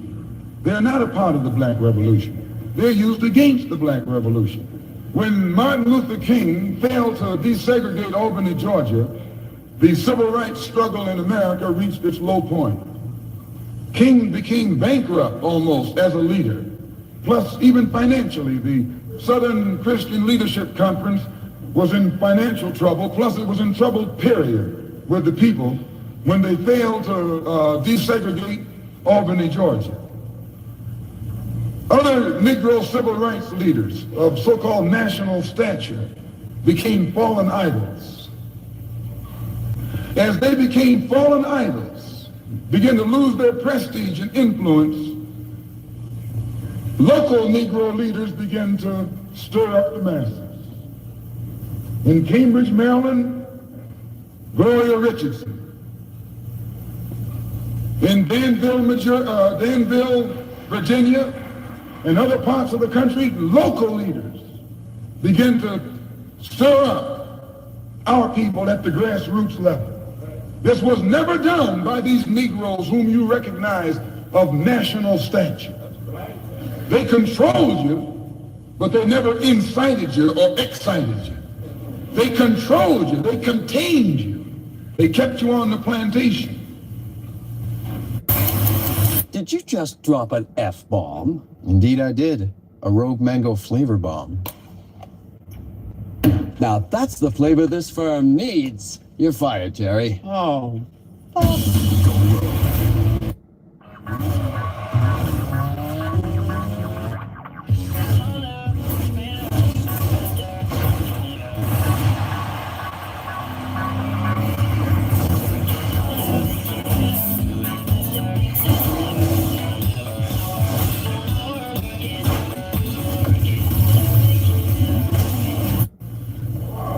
As soon as King failed in Birmingham, Negroes took to the streets. King got out and went out to California to a big rally and raised about, I don't know how many thousands of dollars. Come to Detroit and had a march and raised some more thousands of dollars.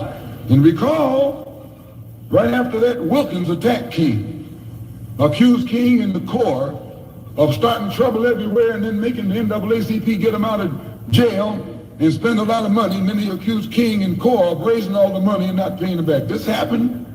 I got it in documented evidence in the newspaper.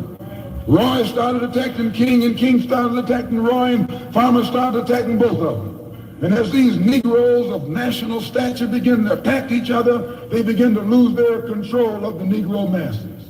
And Negroes was out there in the streets. They was talking about we're going to march on Washington. By the way, right at that time, Birmingham had exploded, and the Negroes in Birmingham, remember, they also exploded. They began to stab the crackers in the back and bust them upside the head. Yes, they did. That's when Kennedy sent in the troops down in Birmingham. So, and right after that, Kennedy got on the television and said, this is a moral issue. That's when he said he's going to put out a civil rights bill.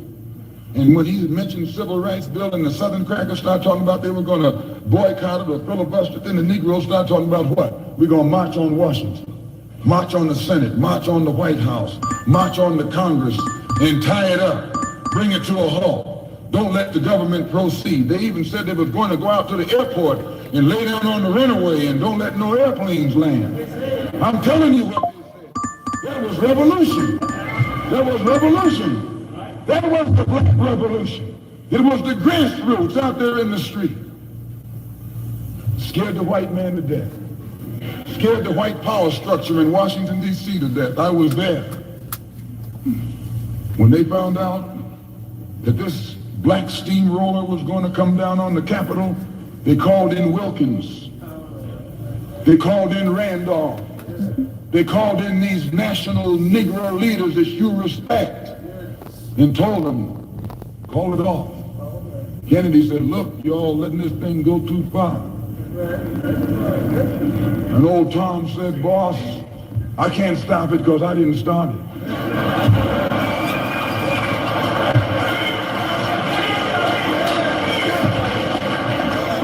I'm telling you what they said. They said, I'm not even in it, much less at the head of it. They said, these Negroes are doing things on their own. They're running ahead of us. And that old shrewd fox, he said, well, if you all aren't in it, I'll put you in it. I'll put you at the head of it. I'll endorse it. I'll welcome it. I'll help it. I'll join it. A matter of hours went by.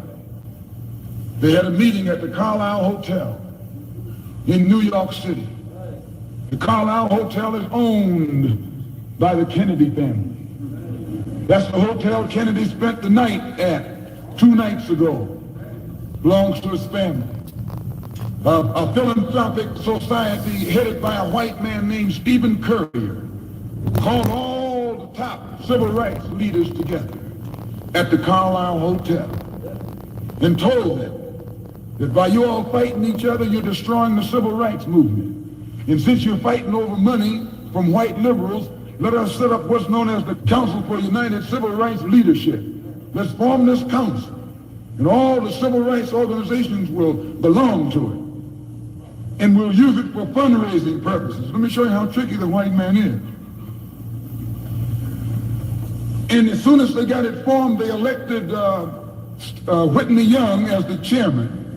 And who you think became the co-chairman? Stephen Currier, the white man. A millionaire. Powell was talking about it down at the Cobo today. This is what he was talking about. Powell knows it happened.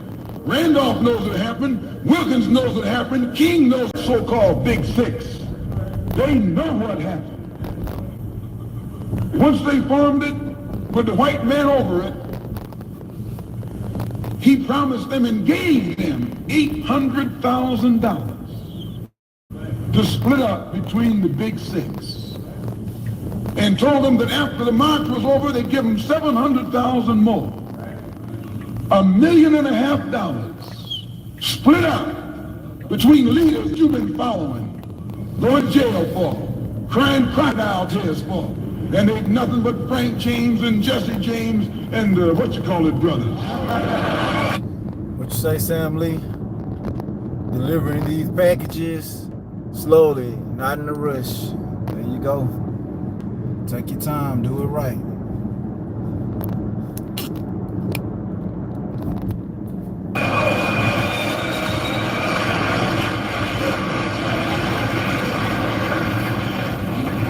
Soon as they got the setup organized, the white men made available to them top public relations experts. Opened the news media across the country at their disposal. And then they began to project these Big Six as the leaders of the march. Originally, they weren't even in the march. You was talking this march talk on Hastings Street. Is Hastings Street still here? On Hastings Street. You was talking the march talk on Lenox Avenue, and down on, Fillmore Street, and Central Avenue, and 42nd Street, and 63rd Street. That's where the march talk was being talked. But the white man put the Big Six ahead of it, made them the march. They became the march. They took it over. And the first move they made after they took it over, they invited Walter Reuther, a white man. They invited a priest, a rabbi, and an old white preacher. Yes, an old white preacher. When you shop in the Randall's app, you can count on us to be ready for pickup on time. Even if you can't keep your in-laws from showing up early.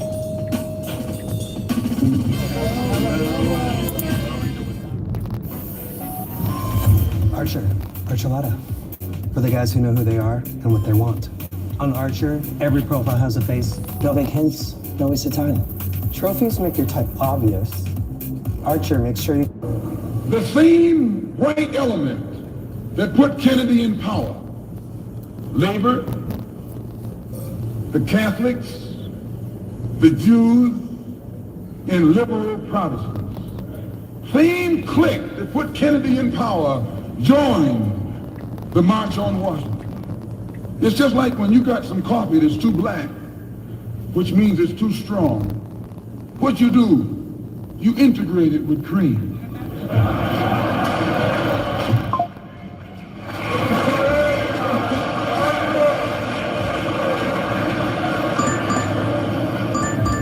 You make it weak. If you pour too much cream in, you won't even know you ever had coffee. It used to be hot, it becomes cool. It used to be strong, it becomes weak. It used to wake you up, now it'll put you to sleep.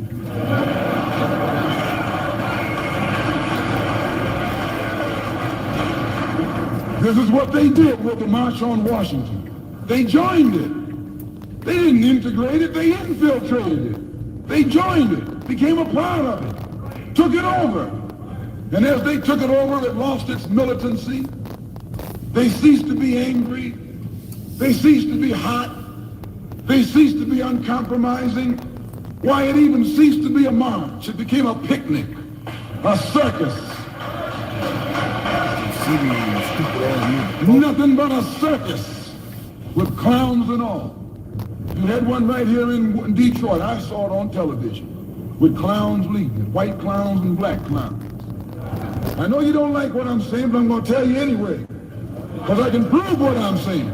If you think I'm telling you wrong, you bring me Martin Luther King and A. Philip Randolph and James Farmer and those other three, and see if they'll deny it over a microphone. No, it was a sellout. It was a takeover. When James Baldwin came in from Paris, they wouldn't let him talk because they couldn't make him go by the script. Burt Lancaster wrote the speech that Baldwin was supposed to make. They wouldn't let Baldwin get up there because they know Baldwin liable to say anything. They controlled it so tight, they told those Negroes what time to hit town, how to come, where to stop, what sign to carry, what song to sing, what speech they could make and what speech they couldn't make, and then told them to get out of town by sundown.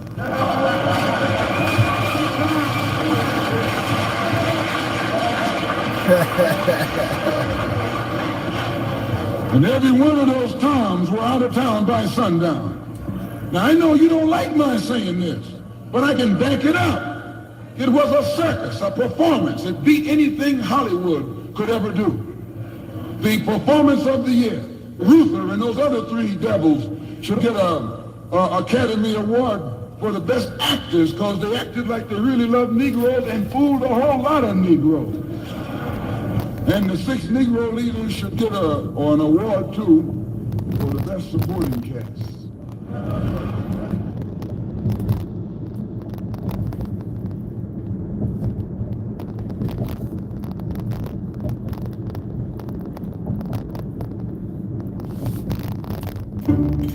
Oh, before you leave, can you turn that document into a PDF for me? Thanks. At 5:30 on a Friday? Today, in our discussion of minority groups, we have with us 2 guests. One is Minister Malcolm X. Shabazz, one of the top leaders of the Nation of Islam, or the so-called Black Muslims. And we also have Mr. Herman Blake, one of the teaching assistants in the course. We will discuss today some of the goals and some of the strategies of the Nation of Islam. And I wonder if Mr. Blake might start it off by asking Mr. Shabazz a question. Minister Malcolm, the thing that I thought might be good for starting it off is to talk about one of the most pervasive beliefs in the general society about the Nation of Islam, and that is that it is an organization dedicated to the use of violent means to attain its goals. The question I have is, how true is this, and why do you think it persists in society? Well, the Muslims who accepted the religion of Islam and followed the religious guidance of the Honorable Elijah Muhammad have never bombed any churches, have never murdered any little girls, as was done in Birmingham, have never lynched anybody, have never at any time been guilty of initiating any aggressive acts of violence during the entire 33 years or more that the Honorable Elijah Muhammad has been teaching us. The charge of violence against us actually stems from the guilt complex that exists in the conscious and subconscious minds of most white people in this country. They know that they've been violent in their brutality against Negroes, and they feel that someday the Negro is going to wake up and try and do unto them as they have done do unto the whites as the whites have done unto us. We aren't a violent group. We are taught by the Honorable Elijah Muhammad to obey the law, to respect everyone who respects us. We're taught to display courtesy, to be polite, but we're also taught that at any time anyone in any way inflicts or seeks to inflict violence upon us, we are within our religious rights to retaliate in self-defense to the maximum degree of our ability. We never initiate any violence upon anyone, but if anyone attacks us, we reserve the right to defend ourselves. So to accuse us of being violent is like accusing a man who is being lynched, who is being hung on a tree, simply because he struggles vigorously against his lyncher. The victim is accused of violence, but the lyncher is never accused of violence. And I only point this out because the various racist groups that are set up in this country by whites and who have actually practiced violence against blacks for 400 years are never associated or identified or made synonymous with the term violence. But whites speak of Muslims almost synonymously with violence. Whenever Muslims are mentioned by them, violence is brought up.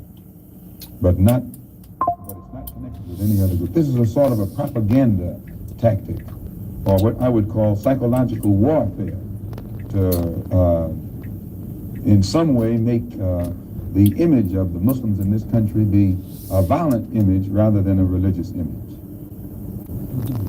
I'd like to ask a question in that regard. What's interesting is that members of the Nation of Islam have not used violence even when black Americans were attacked. How do you account for this? Does this in any way contradict some of the basic premises of your movement? I don't know how you mean.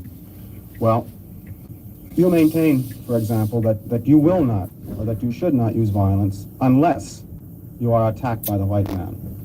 And I think we can note in the last several years, certainly, dozens and dozens and dozens of instances in which Negroes have been attacked, killed in some instances. You mean in these demonstrations? These demonstrations and the bombings, for example, recently in Birmingham, where they killed 4 little Negro girls.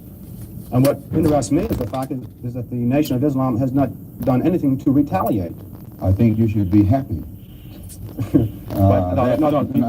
important thing is, does your lack of action contradict any of your basic principles? I'll explain it.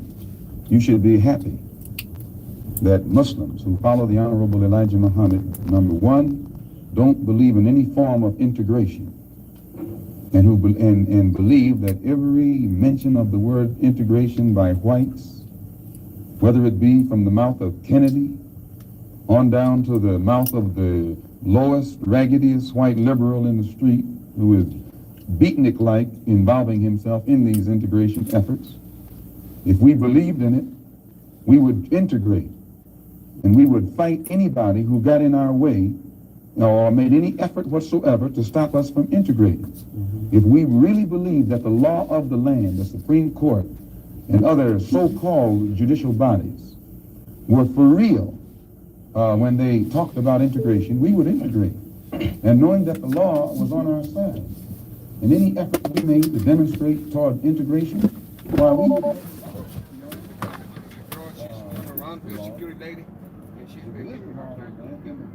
It's ready though. They got it. Ready? It's ready.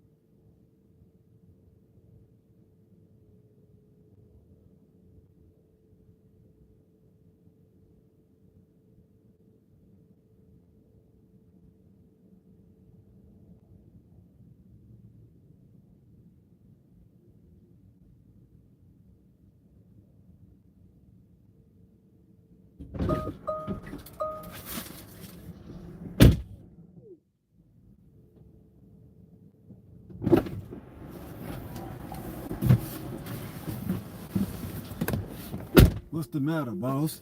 We sick?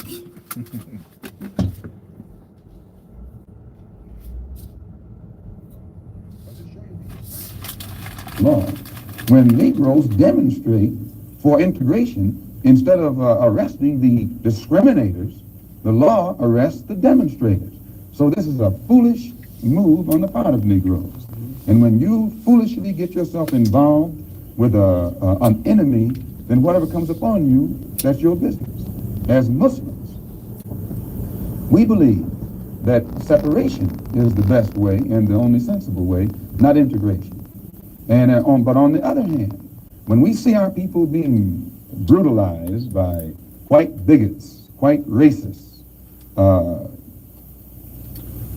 we think that they are foolish to allow themselves to be beaten and brutalized and do nothing whatsoever to protect themselves.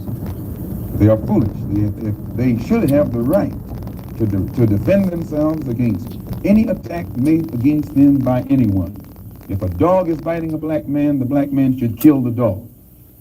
Whether the dog is a police dog, a hound dog, or any kind of dog. If a dog is sick on a black man, when that black man is doing nothing but trying to take advantage of what the government says is supposed to be his, then that black man should kill that dog or any two-legged dog who sicks the dog on him. Should other black men help that particular person who was attacked? I think you'll find, sir, that there will come a time when black people wake up and become intellectually independent enough to think for themselves, as other humans are intellectually independent enough to think for themselves. Then the black man will think like a black man, and he will feel for other black people. And this new thinking and feeling will cause black people to stick together. And then at that point, you'll have a situation where when you attack one black man, you are attacking all black men. And this type of black thinking will cause all black people to stick together. And this type of thinking also will bring an end to the brutality inflicted upon black people by white people. And it is the only thing that will bring an end to it. No federal court, state court, or city court will bring an end to it. It's something that the black man has to bring an end to himself. Minister Malcolm, let me, on the basis of your two remarks, ask a double-pronged question. One, is it then your assertion that the laws with respect to how Negroes are supposed to have equal opportunity and equal rights in this country are not meaningful or believed by whites? And secondly, what then is your opinion and attitude toward the civil rights movement in general, and particularly the Reverend Martin Luther King and his philosophy of nonviolent direct action? If the white people really passed meaningful laws, it would not be necessary to pass any more laws. There are already enough laws on the law books to protect an American citizen. You only need additional laws when you're dealing with someone who is not regarded as an American citizen. But whites are so hypocritical. They don't want to admit that this black man is not a citizen. So they classify him as a second-class citizen to get around making him a real citizen. If he was a real citizen, you'd need no more laws. You'd need no civil rights legislation. Civil rights, when you have civil rights, you have citizenship. It's automatic. White people don't need laws to protect their citizenship because they're citizens. But they don't want to tell us we're not citizens. And at the same time, they don't want to pass laws that are meaningful enough to protect us as if we were citizens. And the Supreme Court desegregation decision is the best example I know. That's a law from the Supreme Court. 10 years have gone by. No desegregated schools. It hasn't been implemented beyond, I think, 9% in 10 years.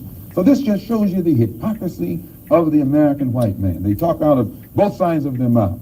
And for this reason, we who are Muslims, that is, who believe in the religion of Islam, who believe in God, we don't believe that black people will ever get any problem with laws being passed or new persons being put in office, white liberals being put in office, there is nothing that the white man will ever do to bring about true, sincere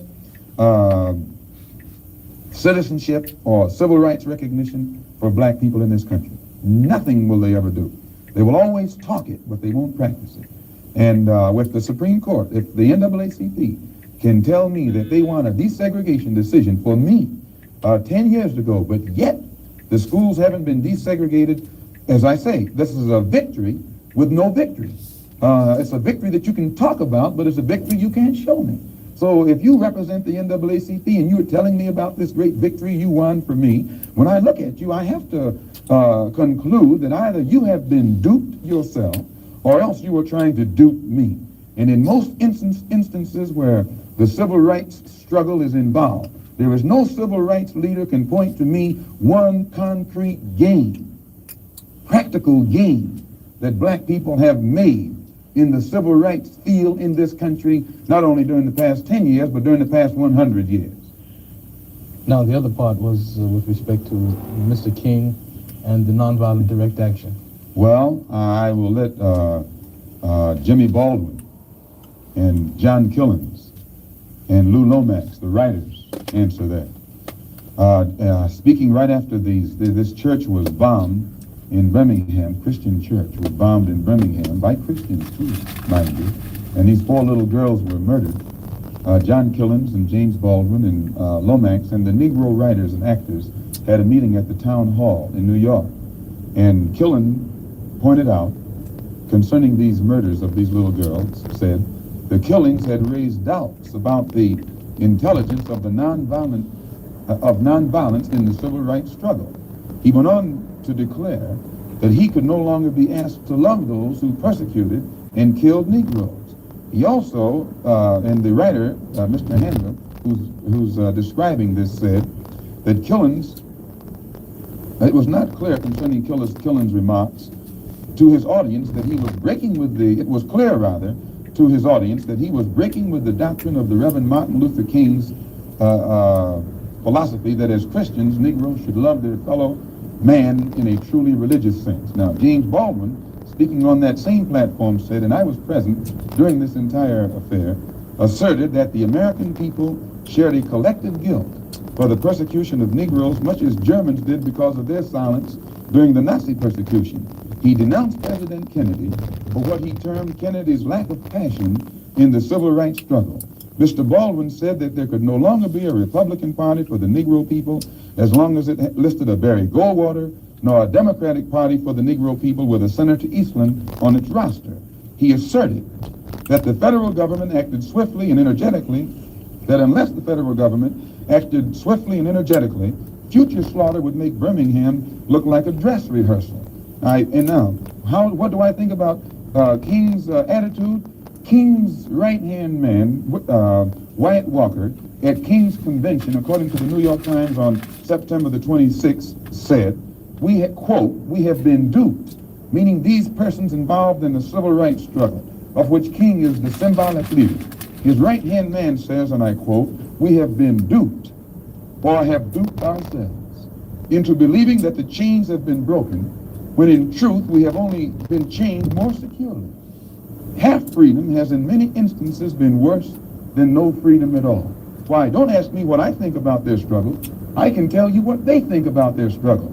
And they are pointing out that it is becoming more difficult every day for the civil rights leaders to keep the masses of black people nonviolent and long-suffering and patient and keep them from becoming disenchanted. I hope that answers your question. Well, now there's a new party which has started on the East Coast called the Freedom Now Party, an all-black organization. Would you comment upon this and also upon the possibility that the Nation of Islam might begin to turn some of its attention to the political arena in view of the fact that it is in the political arena that Negroes have not been able to in any way get justice, as has been pointed out in your previous statement? I'm not familiar with the Freedom Now Party. I'm not too familiar with politics, period, only that in the sense that white politicians have usually been very hypocritical where the so-called Negroes are concerned. So I'm a bit disenchanted with politicians and politics. The Honorable Elijah Muhammad is a religious man, and his teaching is religious, and his solutions are religious. The Freedom Now Party, from what I understand, is headed by a man named, a lawyer named Conrad Lynn. I know him. He probably means well. Before passing an opinion on what it is he's trying to do, I would like to analyze it and see who's subsidizing him, see who his friends are, especially who his white friends are. And after a careful analysis, if I could conclude that there was no white support, I would be inclined to have confidence in it. But if I saw him leaning too heavily upon his white liberal friends for support, then I'd be suspicious of that too. The Muslims, in my opinion, represent an all-black party. And the Honorable Elijah Muhammad pointed out at Philadelphia on September the 29th at a rally that we were having, that in 1964, the black people should band together and do something about selecting and electing representatives, black representatives, politically, who have the rights and the best interests of the black people at heart. And that we should also unite together and sweep out of office all of the black political puppets who are used by the white powers. Did you just drop an... Everything with that $109 Trump. To understand this, you have to go back. Power structure to continue white supremacy in our communities. And then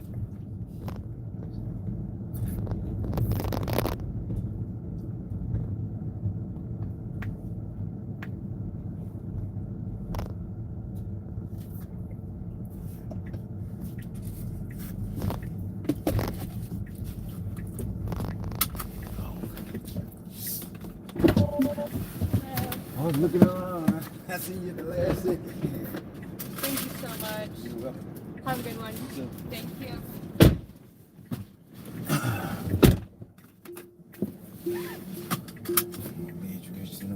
Stand up here. Oh!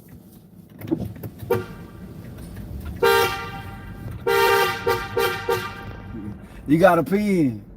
You got a pen. A pin code. A 97. Okay, thank you. Yeah, sorry about that.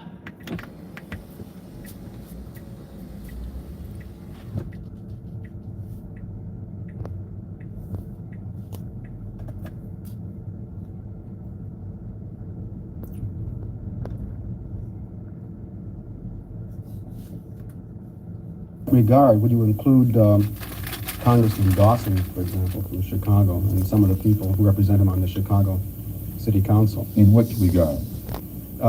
In the area of acting as a puppet. I don't know what Mr. Muhammad's opinion is of Congressman Dawson. They both live right there in the city of Chicago together. I don't know what his opinion is of Congressman Dawson. I'm suspicious of any Negro, be he politician, be he clergyman, or civic leader who is constantly patted on the back by whites. I have a tendency to lean toward the Negro politician who is constantly condemned by the white power structure. This is my thought pattern. I'm giving you an insight of it. You, though, mentioned Mr. Lynn and saying you'd like to know who his white friends are. Now, I'm wondering if you didn't make a contradictory statement in Muslim terms by using white and friend in the same phrase. That is I to use say, friend in quotes. I see. In other words, if a black man cannot have a white man as a friend. You may have a white man who's friendly, but being friendly and being a friend, I think, are two different things. I think there are many whites who act friendly toward Negroes. A fox acts friendly toward the lamb. And usually the fox is the one who ends up with the lamb chop on his plate. The wolf doesn't act friendly, and therefore the wolf has more difficulty in getting the lamb chopped in his plate. I'd like to point out, though, that I say that because it is usually if you study the structure of the Negro community, economically, politically, civically, psychologically, and otherwise, it's controlled by the white liberals. who usually poses as the friend of the Negro, who actually differs from the white conservative in the same way that the fox differs from the wolf. Their appetite is the same. Their motives are the same. It's only their mannerisms and methods that differ. I would agree that no doubt there have been a large number of whites who have posed as liberals and as friends of the Negro and who have time and again betrayed the Negro. On the other hand, I think one could point to a large number of whites who have struggled for civil rights, for equality, and have got little or nothing out of it, other than quite a few bruises. Give me an example. Well, the large number of white students who have gone into the South, for example, working for SNCC and other organizations. Not working for SNCC or other organizations, but working for the white political machines who benefit by the voting efforts of Negroes. Okay, I'll be more specific. I would cite Herbert Hill, for example, as a kind of person who has championed Negro job rights, for example, in New York City and elsewhere. He has fought the political machine. First time I met Herbert Hill personally was when they were picketing to stop the working on the Harlem Hospital in Harlem. Negroes for 10 years had to fight the city to get an annex built on the Harlem Hospital. Because in Harlem we need a hospital more so than anything else. Our people are sick. Plus we do a lot of cutting and shooting at each other, though we profess to be nonviolent. And Herbert Hill brought his forces out and stopped the working on that site. This is the first time I ever saw him. Then when work was brought to a halt on a hospital in Harlem, the same Negroes tried to stop the work at the Downstate Medical Center in Brooklyn, which is predominantly white. They were out there for 3 months during the summer. Couldn't stop anything. And I never saw Herbert Hill out there one time. Now, whenever it takes a stoppage of something that's going to affect the white man, you find the white liberal absent. But when it involves something that primarily will affect the best interests of black people, and black people only, then that white liberal is present. Herbert Hill is the labor secretary for the NAACP. And if he was interested in black people, he would prepare a black man with the type of knowledge and understanding of the labor troubles involving black people that would enable a black man to sit in the same position as Secretary of Labor or Labor Secretary in the NAACP. I'm suspicious of whites who join Negroes and always have to be in the lead, who always have to be the head, who always have to be at the top in Negro organizations.